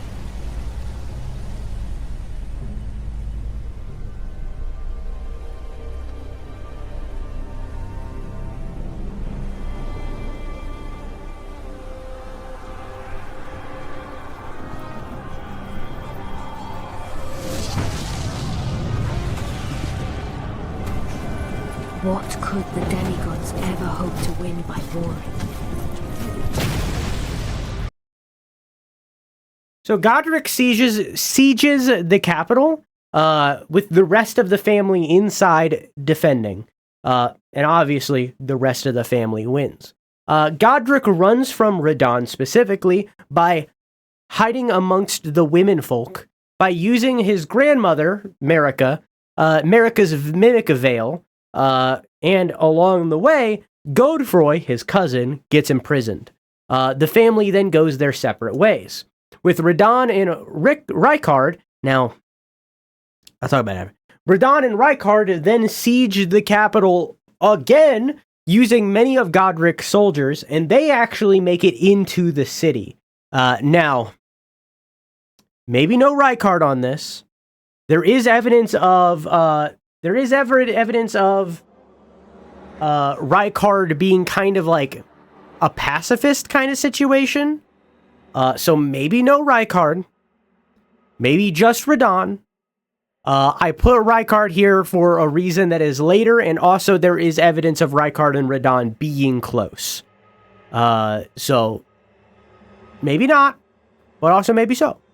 Morgott and Mohg then escape from their shackles, with Morgott jumping out of the sewers to attack Radahn, forcing him to leave the Golden Capital and claiming it for himself.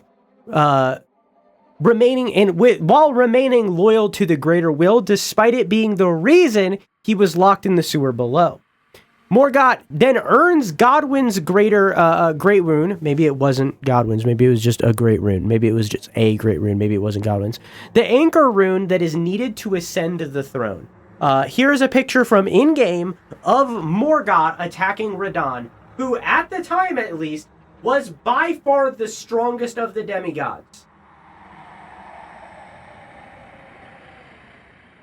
Mohg instead travels even further underground and starts the Mohgwyn dynasty in a mausoleum built by Elton John. A cult to the formless mother then forms that ends with him as Elden Lord. Miquella and Melania, who is now oath-sworn to Miquella, travels to the now very large tree that Miquella planted centuries ago, now called the Halig Tree. He then begins to research how to revive his brother. Do I talk about that again in here? Yeah, I do. Godric, now retreating, takes over Stormvale, the castle that his grandfather, Godfrey, earned for his family, and also to hide from Radahn. Radahn moves to Celia in Caelid, where he learned gravity sorcery years upon years ago. It looked a lot prettier than this at that time, but this is what it looked like later. But yeah, this is a city that is populated by Nox. Morgott, now ruling the capital, slaughters champions under the name Margit. And Godric, meanwhile, discovers how grafting works through Marika's mimic veil, and begins using his shaman lineage to his advantage. The shaman are easily bound to other people, you know? So like he is able to bind people to his flesh.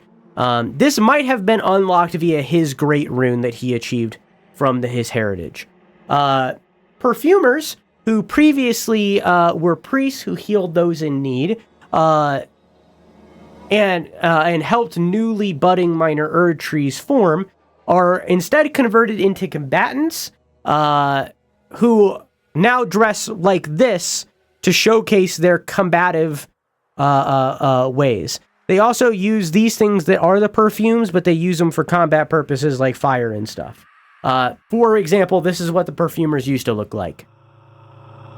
Also, there used to be Colosseum combat. Now that's shut down, and all of the Colosseum fighters are now soldiers as well. Miquella's Great Rune gives him a convincing aura, which charms anyone that comes into contact with him. Melania, meanwhile, attracts clean rot knights, maybe because of Miquella's charming, who vow to fight alongside her even though their flesh will gradually decay. This acceptance of fate also made them way better at fighting. Meanwhile, Radahn's Great Rune causes him to rapidly grow in size and strength. He's also enraged about his loss to Morgott. But this is what he ends up looking like. He grows rapidly. Rykard's Great Rune gives him an unquenchable hunger for power, and he also receives a vision of the Erd Tree aflame. This is art by Tadian Art. Here's the link. The Nox create artificial life once more, but fail in a vastly different way, creating the second Albinaurics, the second generation of Albinaurics. They are attempting to create a Night Lord that can overtake the Golden Order and become the Elden Lord, but haven't succeeded. They also make a mimic tier, which can mimic another person that is against them and stuff. This is what they look like. They have dumpy heads and no tongue. Melania's Great Rune helps her further push the rot down. Meanwhile, Morgott's army attacks the Volcano Manor, a very rare case of the Golden Order being on the offensive. This may have been in response to Rykard's assault on the capital, but if that isn't the case, this could also be because Morgott and his group killed a minor Erd tree. This also might just be Morgott attacking the closest rune holder, trying to get his hands on another rune. Again, it really depends on if you believe Rykard attacked the capital or not. Either way, the war is for naught, because it lasts so long that some soldiers become frenzied. Many of the dead are hung are hung like this, and many are just lying on the ground dead. But the reason why they attacked is really up to you. But either way, it resulted in nothing. Also, fun fact, in this fight, the Golden Order brought a cannon. It is a giant handheld cannon, and it was I think the wording is, it was a magnificent feat of engineering, but nobody knew how to use it. So it just wasn't used during the fight because nobody knew how. Just a fun fact. Mohg's Great Rune allows him to infect others with his accursed blood. Infect is kind of a weird word here because it's not really infecting them, but either way, it brings people into his reign. This is art by Noah Thatcher. Cool. Rykard feeds himself to the serpent inside of the volcano and merges with it. Remember Shaman Flesh? His army, assisted by the volcano itself, pushes Leyndell back, resulting in a stalemate. Many of the soldiers abandon when learning of this gluttonous act, and some start researching how to kill him. Tanith, however, remember, they're in love, remains loyal to Rykard, and attracts champions to feed to him for more power. This is the concept art kind of thing that shows him being fed to the snake. Notice that the snake is very small here, and later becomes very large. Miquella attempts to revive Godwyn using an eclipse ritual, but it fails. Possibly because of Fortisax, who attempted to fight off death inside of Godwyn, only to be corrupted himself. Or possibly because Radahn has stopped the stars, making it so an eclipse that was scheduled to happen wouldn't happen. However, this does have a boon. Miquella then discovers the realm of death, aka the shadow of the Erd Tree, and in turn he begins a plan. A lot of Eclipse stuff came out of this that looks like this. As you can see here, this is unrelated to Castle Sol, where this ritual happened. The Eclipse seems to have a lot to do with death, but we never fully learn what that is in-game. However, Miyazaki, the creator of Dark Souls and Elden Ring and so on and so forth, is a fucking giant Berserk stan, and the Eclipse does have a lot to do with death in Berserk. As you can see here, Griffith doing a ritual in relation to the Eclipse that I don't want to spoil even for you or myself more than I already have. And Miquella is heavily based on Griffith as a character. And for those of you that have read or seen Berserk, know how fucked up that is. But he is heavily based off of Griffith. Okay. Morgott creates the Knights Cavalry. They look like this and they use flails in order to kill more champions who might take over to Elden Lord. But they also gain information for Morgott. The Academy of Raya Lucaria failing to defeat Renala, hire the Cuckoo Knights, or Cuckoo if you want, and they attempt to besiege Castle Caria. Ranni defends her childhood home. This is the Cuckoo Knights, and this is what the Carian royal symbol looks like. A woman named Datakar has a child with Rykard, aka a big snake. And this child is named Zurias or Raya. She is raised by Tanith, and many other man-serpents are born after this, but Raya is the only one who has humanity and has a name and all of this stuff. Possibly because of Tanith, maybe because this is the firstborn, we don't know. But regardless, this is some art that was made, and here's the link. Here's the link. Link. Here's the link. Oop. Ugh. And this is what Datakar looks like. Miquella charms Moog and leaks his location, and then cocoons himself inside of the tree, preparing for a metamorphosis. Miquella would have been right here, I think. But you can kind of see in the tree there's a woman. In like the in the imprint. So like here. So like, can you see my mouse? Hang on. So like, this is the face with the hair going down, the body. This is where Miquella would have been, not up here. Miquella would have been here in the womb, but you can kind of see the body kind of thing. So that's where Miquella would have been. He would have been right here in the cocoon. Boop. Melania marches south to remind Radahn of his promise to marry Miquella. He requests that Radahn unfreezes the cosmos so Miquella can ascend, but first she beats up Godric, who insulted her and Miquella. There's cut dialogue of this. Hang on. I pressed the pause button. Why you no pause? Okay, here's some cut dialogue of Godric. Hear me, my knights, proud warriors and true. The time to graft is nigh.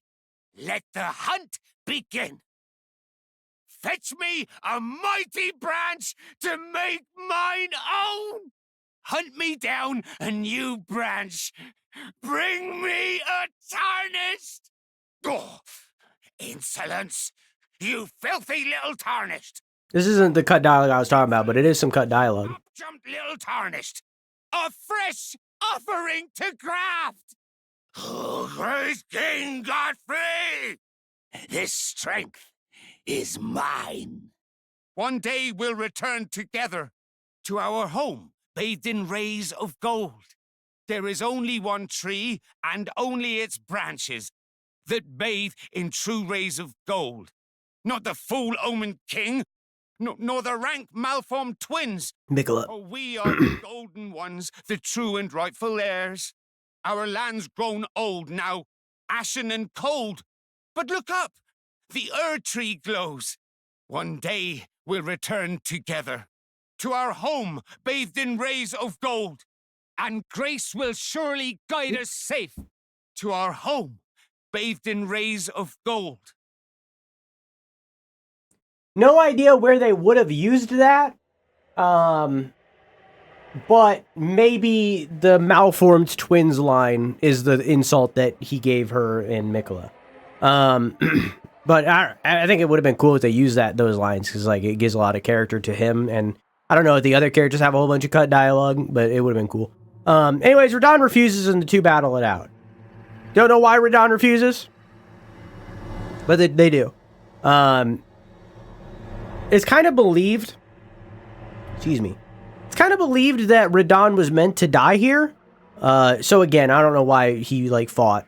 Maybe it was just like he wanted to die in battle. I don't know. Anyways, this is art by Caio Santos. It's pretty good. Pretty good. So anyways, while Malenia is away, Mohg will play. He kidnaps Mikola and takes him away. Morgott discovers and seals the entrance to the frenzied merchants and Three Fingers, upkeeping the seal that Marika previously held. Oh, hang on, wait, hang on, boop, boop, boop, boop, boop. Whoop.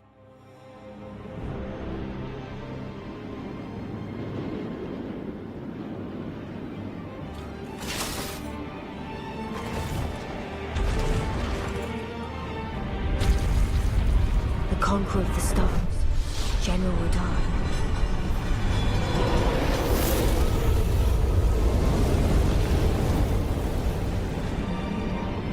And the blade of Mikola and Malenia the Seventh. These two were the mightiest to remain, and locked horns in combat.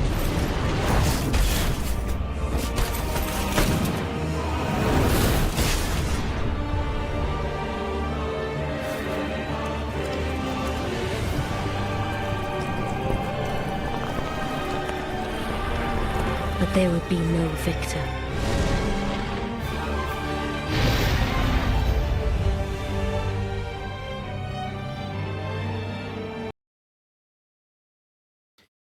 Malenia, nearly defeated by Radahn, pierces her sword into both of their shoulders and whispers, "Mikola awaits thee, O promised consort."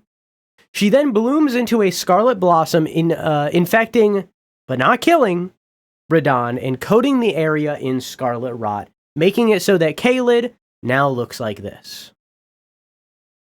Just a wasteland of rot. Meanwhile, Mohg attempts to raise Mikola to godhood, so the two of them can ascend, but fails. However, this goes with Mikola's plan. Mikola wanted him to be infected with the Omen blood so that he wouldn't reincarnate when he dies. Malenia is carried back to the Halig tree by Clean Rot Knight Finlay, but briefly takes a break in Castle Morai, where you can see a portrait of Malenia, where Malay Morai would probably jack off to it, as well as some prosthetics, which probably aren't Malenia's, but they're there. And with that, nobody is the victor of the Shattering War. Undeath begins to unravel the natural order of things. People lose their desire to reproduce, eating becomes uncommon, and time loses all meaning. Decades pass like minutes. And so, the greater will abandons them all, and the age of the Tarnished begins. And so, the age of the Tarnished. You go, wait, no, okay, go.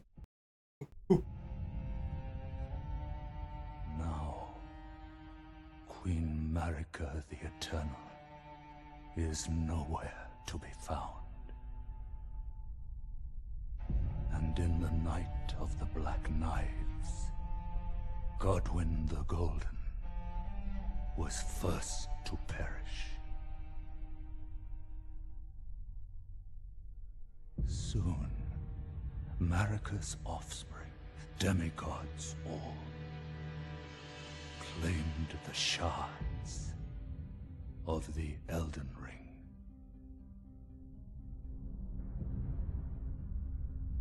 The mad taint of their newfound strength triggered the shattering.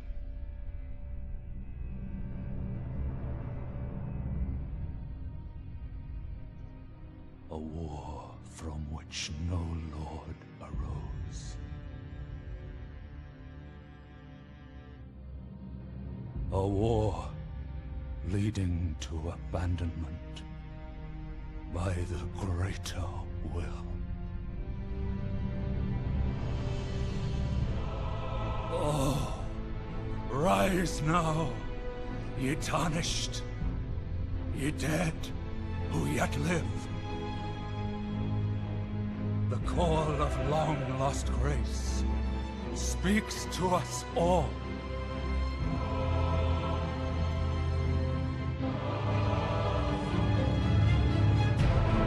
Horalu, chieftain of the Badlands, the ever-brilliant Gold Mask.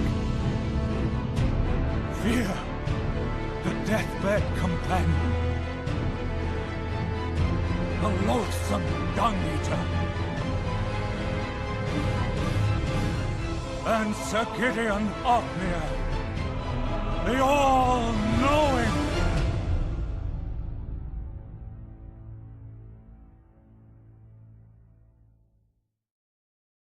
So this is the reason why we do the recap, because he just kind of recapped both the last section and this section both at once. However, he does it with no detail, because like he speaks as though all of those people got revived all at the same time, when there is evidence that that is not the case. It is not the case that they all got revived at the same time. So this is why we do the recap, because it doesn't make sense, you know? But one line that he says there did it play? Okay. One line that he says there is actually meant to be spoken by Marika herself. Marika summons the Tarnished back to the lands between by saying, "Oh, rise now, ye Tarnished, ye dead who yet live, cross the fog to the lands between, to stand before the Elden Ring and become Elden Lord. Oh!" AKA get the Great Rune, become Elden Lord. So that line is meant to be spoken by Marika herself. Why she fucking creams her jeans right off of the rip of saying that? But anyways, that's what it's meant to be. I legitimately think that the voice actor of that line misread it, like it was a comma rise now. Like he's like a new guy just dropped, a guy who doesn't know the word arise.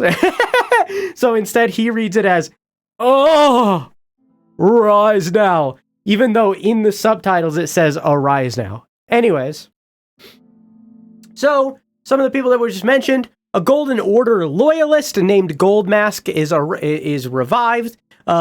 One who knew too much named Sir Gideon Ofnir is revived. And a criminal who once gave people STIs to resist rebirth, ironic, named Dung Eater is revived as well. Goldmask, Dung Eater, Ofnir. As well as Godfrey, now known as Horalu, once again, is summoned back to the lands between alongside all of his soldiers. The Tarnished that were just revived gather in, although it takes Godfrey some time, he's got to go across the ocean, as well as like a lot of his soldiers. The Tarnished gather in the Round Table Hold created by Marika, and the Two Fingers make it their home to help with the Tarnished ascension. They also supply the Tarnished with Finger Maidens, which are women who give further guidance from the Two Fingers, and will eventually help with their ascent. How much Rule 34 is there of Dung Eater? Man, you just asked me the right question. So this is what Dung Eater looks like without his armor. And weirdly, unlike most other characters most of the other Tarnished that you never see the face of, Dung Eater has a unique face model, with like I think it's a unique hair asset or something. I don't remember. But like he has a unique face model, that isn't the same as everybody else. Now, to clarify, we were never meant to see this. And you can find pictures of all of the characters just about, with their helmets missing. Like, for example, we're going to talk about a character named Vike later. We know what Vike looks like. So you can see that for pretty much all of the characters that wear helmets. You can see what they look like. However, again, we were never meant to see that. So Dung Eater could be an omen, because as you see, he does have like excised omen horns all over him, and he is kind of related to the omen, because the STI that he's giving people is the same STI that Moog gives Mikola to make it so that he can't do rebirth. It's all omen blood. So theoretically, I think a seedbed curse is a little different, but you get the idea. So it's possible that Dung Eater inside of the helmet is meant to be an omen, but none of that's confirmed. It's never confirmed. We don't know. Hi Dimitrex, how are you? I'm doing a recap. So again, Round Table Hold, Two Fingers, you can see them through the door over there. Finger Maidens give guidance and eventually will help these Tarnished ascend to become Elden Lord. Okay.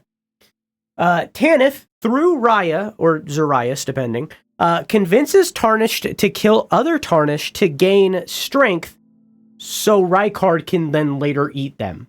Moog kind of does the same thing, but with less eating at the end.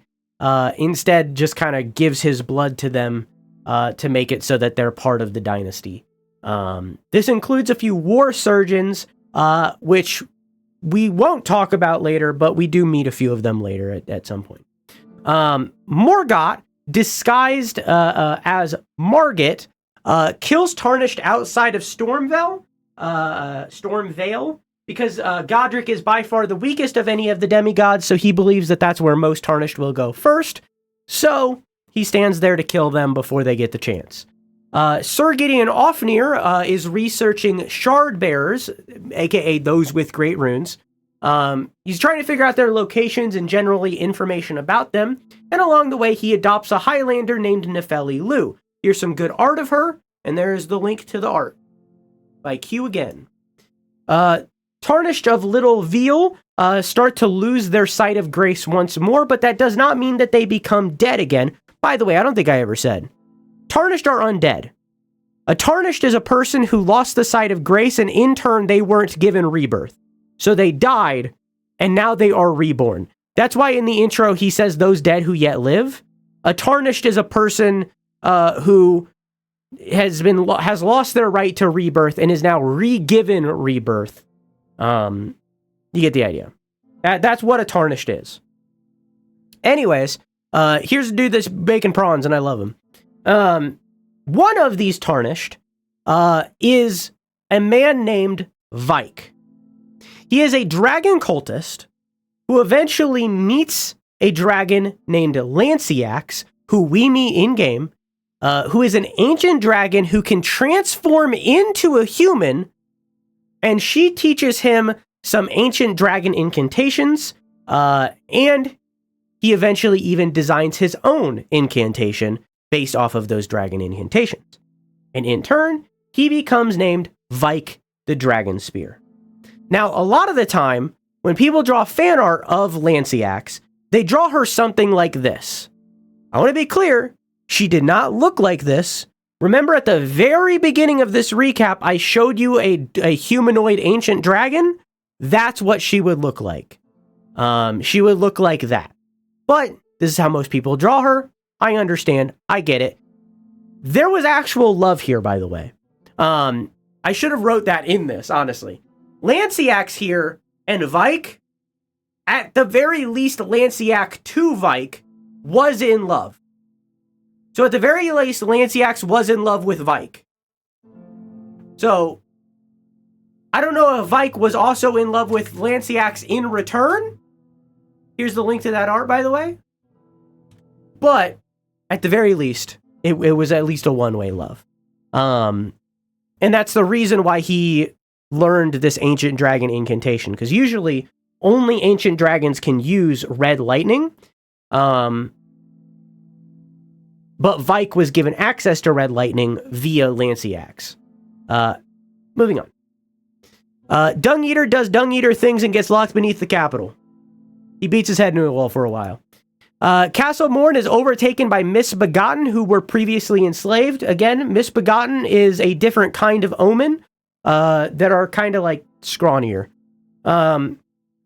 Vike kills an unnamed demigod and achieves a great rune. Just for clarification, there are many unnamed demigods. Godric and Godfrey are an example of these lesser demigods. But there are a lot of like bastard children born of these people. There are misbegotten that are titled in the source files of the game as Radagon's children. There are many bastard children or children that of little renown or children that just weren't named. Even if it was just of Godfrey himself, there are many. Vike kills one of them and gets himself a great rune. Meanwhile, some sinners have a crown of briars put over their eyes, and in their blindness, they see a red star, who we know is the Formless Mother. They just see as a red star. This could have happened way earlier. This was most likely during Marika's reign. I just forgot to put it in, so I put it in here because I forgot to put it in earlier. So, like, this probably happened during Marika's reign, but I'm putting it here. Okay, okay, anyways. And more people receive a vision of the Erd tree set ablaze. Some join a cult to the Fell God for this reason. The cultists, a lot of them look like this. This is a Fell God monk. Now, weirdly, they are standing alongside these people a lot of the time. I don't know how the red star is related to the Fell God. Maybe the red star is instead the Fell God. Maybe this isn't even a cultist to the Fell God. I don't fucking know, man. I know there's people who worship the Fell God. There's people who worship the red star. They weirdly are intertwined. I don't fucking know. Bernal, a war master, witnesses his and in turn he joins the Volcano Manor. We'll talk about that more later. A woman who practiced the old ways of death, named Fia, is revived. She is escorted by a man named Lionel, who's standing right there, who unfortunately dies in Lane Dell. But she also discovers Godwyn's corpse. So, also she sleeps with dead bodies to revive them. Vike kills a second demigod and achieves 2 great runes. And so he begins to ascend towards... I guess I can kind of say. I don't know why I blurred that one out. He ascends towards the Erd Tree. He goes towards the Erd Tree to ascend. And become the Elden Lord. Which is the step that we're at right now. Where we're ascending a mountain to reach the Forge to become Elden Lord. Okay. Rodrika, who we haven't talked about so far. New character. Rodrika arrives in the lands between via boat with dozens of soldiers, or more likely like crew of the ship. More likely like a crew of the ship. I'm gonna pause for a second because there's ads. Moving on. Vike bumps into Shabriri, who informs him of his...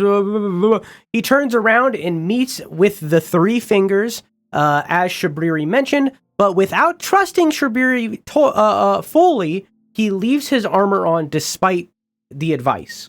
The three fingers clasp him anyways, and he is infected with frenzy. Here is some poster art that they released with the game of Vike being branded. Rodrika's soldiers are grafted by Godric.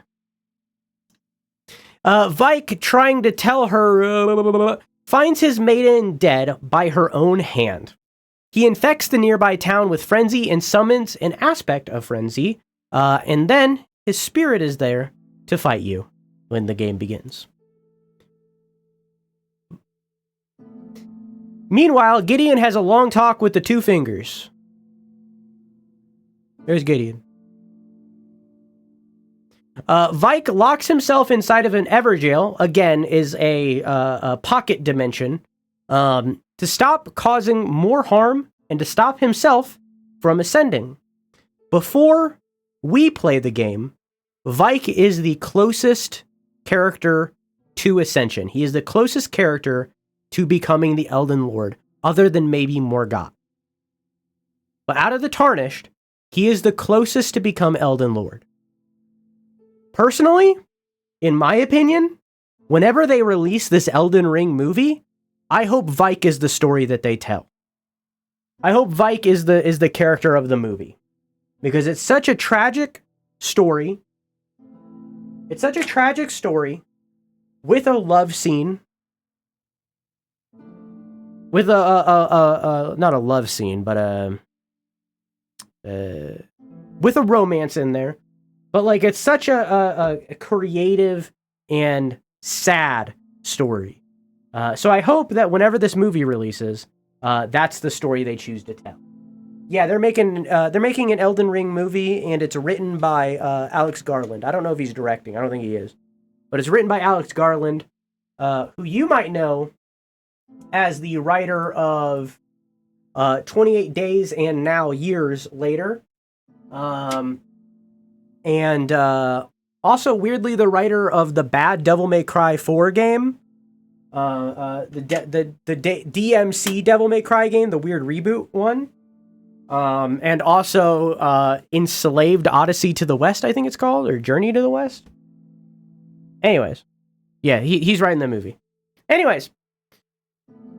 Gideon orders his soldiers to ransack a village of Albinorix, which again is the artificial life that the Nox created, since they have a key he believes will lead to Mikola. A pot warrior named Alexander gets stuck in a hole. And now, a soldier, now tarnished, in a chapel, is revived. Hey, that's us! Hey, Chad, that's us! Look, that's us, guys! Guys, that's us! Look, it's us! And so, the age of the Tarnished continues. But now, with a flame of ambition. Any questions? I tried to pause the VOD, but it didn't happen. Any questions, chat, while I reach over to pause the VOD?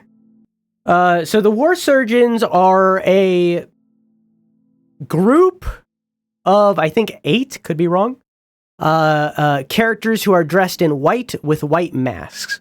One of them is one of the first NPCs that you meet in the game, named Vare, who is standing outside of the first steps, and he goes, maidenless, are we? He's like the character that everybody meets. War Surgeons, despite its name, are actually a group of people who mercy kill people. They go out into battlefield and they mercy kill, rather than actually heal, despite the name. And they get captured by Mohg and brought under his wing, literally. And every single one of them dies, I think, from Mohg's cursed blood, except for Vare, who takes the cursed blood well, and becomes one of his loyal servants and a recruiter for Mohg's dynasty.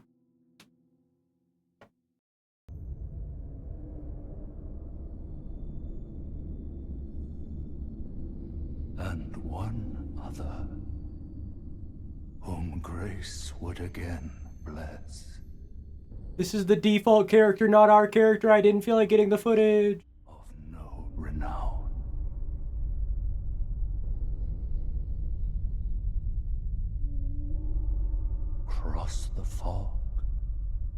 to the lands between. To stand before the Elden Ring. And become the Elden Lord.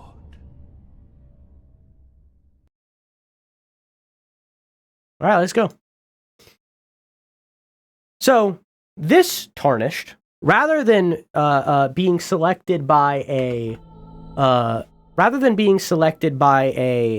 finger maiden, is instead selected by a demigod. That being one that we know very well, Melina. However, the Tarnished doesn't quite find them yet. First, they fall in a hole, and it's a really deep hole, and it's really deep. Here's some art by Max K5551. Hey, look at it. Look at it. It's really good. It's really good. Okay.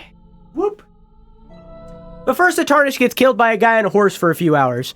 Ronnie in disguise, gives the Tarnished a spectral seed whistle, which can call a horse named Torrent, and also a bell that calls spirits. Melina takes the role as Finger Maiden until the Tarnished reaches the Erd Tree where she was born, as we addressed. Here's some art by Nino BW Chu. There's a link. I know you can't see the name, but there's the link. There's your link. Okay. Margit stops the Tarnished from approaching Godric, but is defeated, not killed. But the Tarnished defeats Godric after he fucking grabs a big ass fucking dragon on his hand, and it's cool. The Tarnished defeats Renala. Renala. I almost said Renala. Renala, but is interrupted by Ranni, but does not kill Renala, and then re-meets Ranni and joins her quest to remove the Greater Will from her future. This is what Ranni looks like now. Yeah, it's Renala up close. The Tarnished joins a festival of battle and defeats a now rabid Radahn who's infected with the Scarlet Rot, which then allows the cosmos to move once more. A lot of screenshots by me in here, by the way. The Tarnished retrieves a grafted sword that we talked about earlier for Edgar, Lord of Castle Morn, but in the process, his daughter Irina dies. Meanwhile, Miquella is transported into the Land of Shadow and begins shedding his flesh and spirit with the goal to ascend to godhood, like Marika did in the past. The Tarnished, meanwhile, kills the living star Estelle for Ranni and gives her the finger-slaying blade. The Tarnished meets a woman named Hyetta who is wearing Irina's skin, who we just addressed died, and feeds her grapes. This happens a few more times throughout the rest of this timeline, but I don't want to say every single individual time. Point is, she's eating grapes that are actually eyeballs. They're not grapes, they're eyeballs, and she's eating them.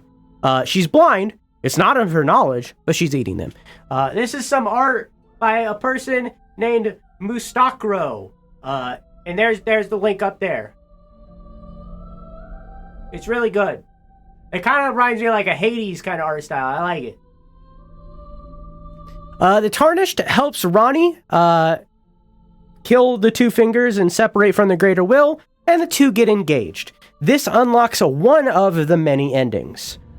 This is my screenshot. We got married. Or engaged, rather. Gideon attempts to betray the Tarnished by ordering a soldier to attack them. And Thea kills a Golden Order fundamentalist named D, who is another NPC in the game. Inside of the Round Table Hold is banned from it. I'm realizing that I should have said this off rip. By the way, I'm skipping over a lot of things here. I'm doing cliff notes for this because we are now in the main game. If I were to go event by event, we would basically just be doing a walkthrough. To be honest, I think I'm going to do this recap one more time when we finish the game to get the timeline fully completed. But I think I'm going to rewrite this section entirely to not be like working like a timeline because it is so linear in comparison to all the rest. Anyways, moving on. Nefeli Lu realizes Gideon isn't a great dude and becomes the Lord of Stormvale. The Tarnished kills Godwin's mind dragon, and Fia attempts to revive him. Plus, the Golden Order fundamentalist kind of brother. He's like a soul inside of... he's like two souls inside of one body kind of situation, but he's one soul inside of two bodies, but the soul is linked to the armor. It's a whole fucking thing. He kills Fia while we're inside killing the mind dragon. Mind Dragon D's nuts. The Tarnished turns Dung Eater into a puppet after he kills one of their friends. Rest in peace, Boggart. And the Tarnished kills Rykard using the Serpent Killing Sword. And Tanith feeds on his corpse and eats the head of Rykard. This is maybe one of the best screenshots I've ever taken of anything ever. I really like it.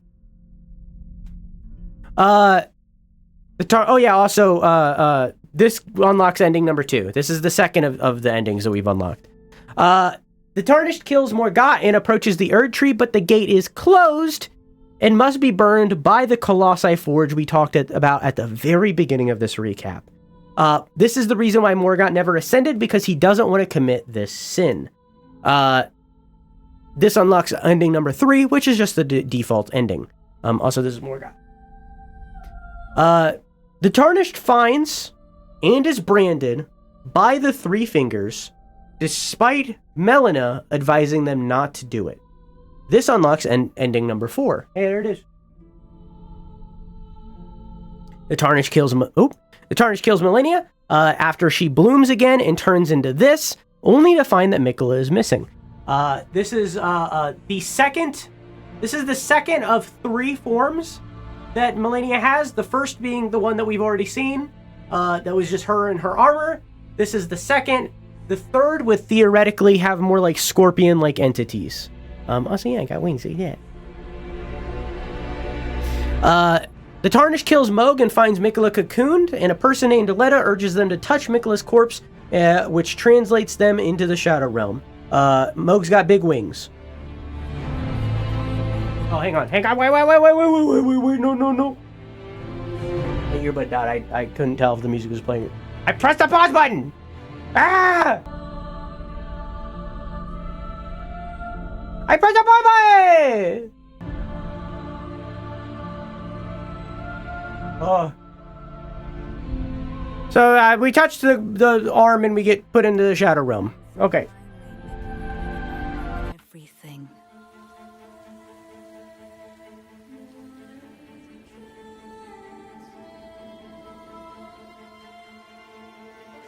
His golden flesh, his blinding strength,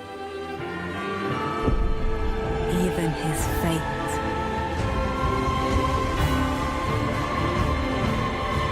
But we are not deterred.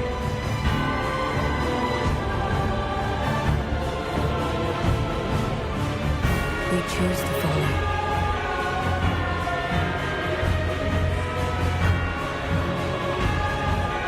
Will you walk with us? I said I want to go!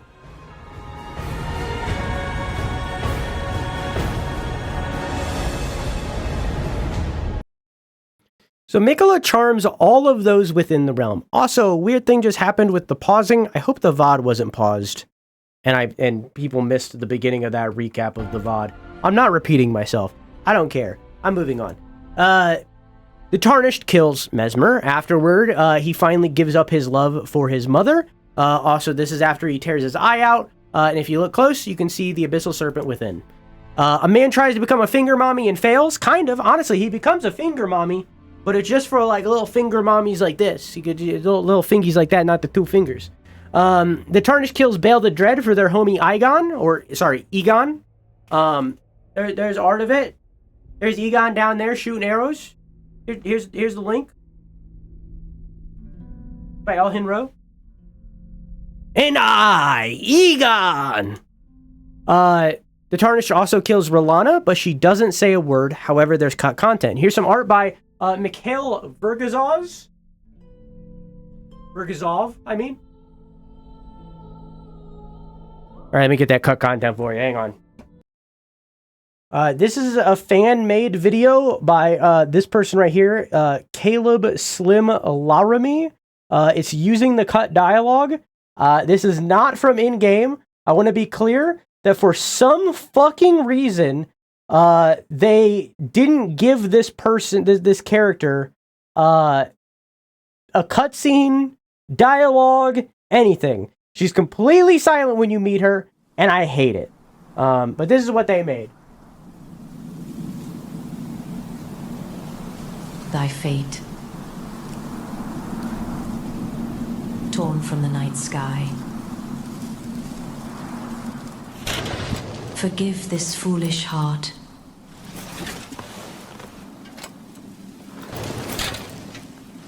I shall perform my oath-sworn duty. For my lord, bereft of light.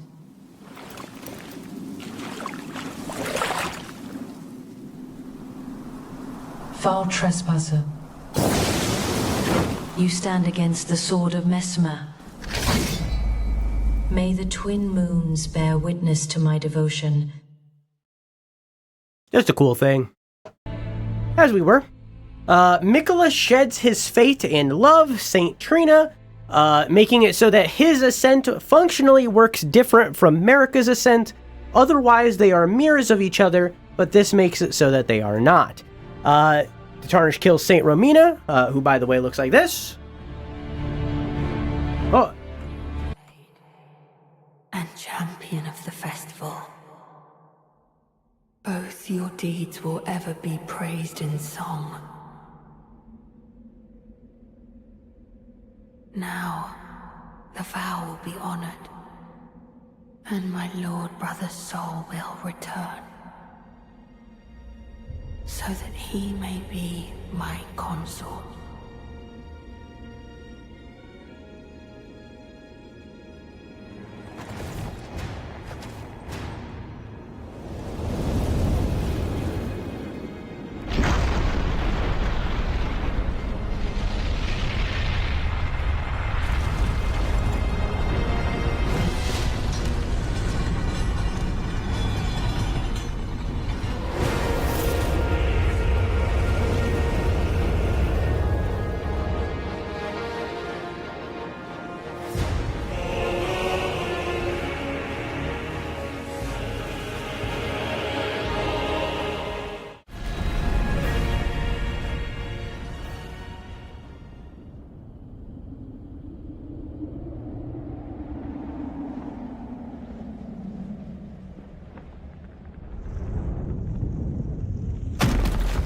Phase 2.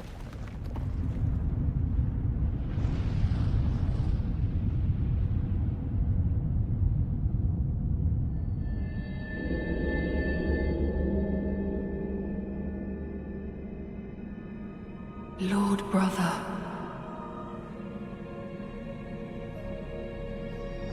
at long last you are returned.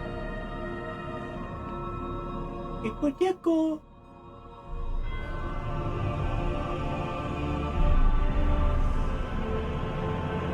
Tarnished one, aspiring lord of the old order. If you have known sin, if you grieve for this world, then yield the path forward to us.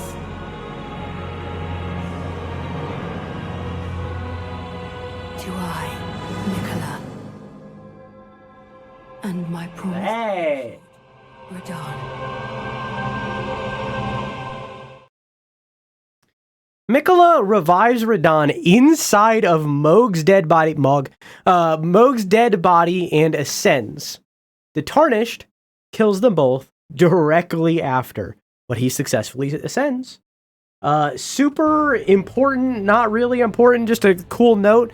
Notice how Mikola's eyes are closed and they remain closed for this entire time. We never see Marika's face head on. Like, there's fan art and stuff of it, but like, we never see her face. We don't know if her eyes are open. There's a big example of like a lot of the other characters who like have contact with outer gods either have their eyes closed, blinded, or are blind at least in one eye. So just another example of blindness in having something to do with godhood. Also, by the way, Mikola, a young boy, well, not really a young boy, appearance of a young boy, but he himself is an adult. But Mikola, a boy, Radon, a man, sure, incest, but hey, gay, hey, we got gay, hey, we got a gay. So, like, just an example of, like, sure, it's called Elden Lord, but the Elden Lord doesn't need to be a man necessarily. The Elden Lord can be a woman, non-binary, whatever. And the queen and or the god that is tied to that can be a man, or a woman, or a non-binary, or so on and so forth as well. Like, even though they're called these things, doesn't necessarily mean that it has to be those things. Just, I don't know, cool thing. Can't talk about that. Can't talk about that one. Hey, that one right there? Can't talk about it. Hey, that one right there? We can't talk about that. Oh, this one right here? Can't talk about it. And then the Tarnished descends. And that's the end of the game. And that would be credits.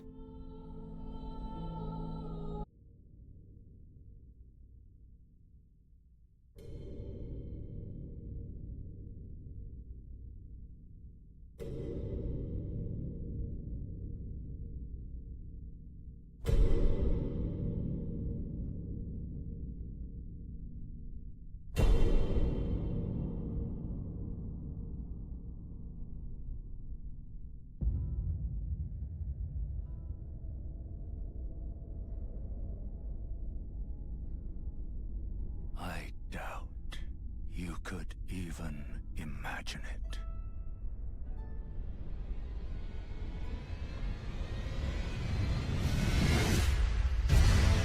That which commanded the stars, giving life its fullest brilliance. The Elden Ring. Oh, Elden Ring. Shattered by someone or something. Don't tell me you don't see it. Look up at the sky.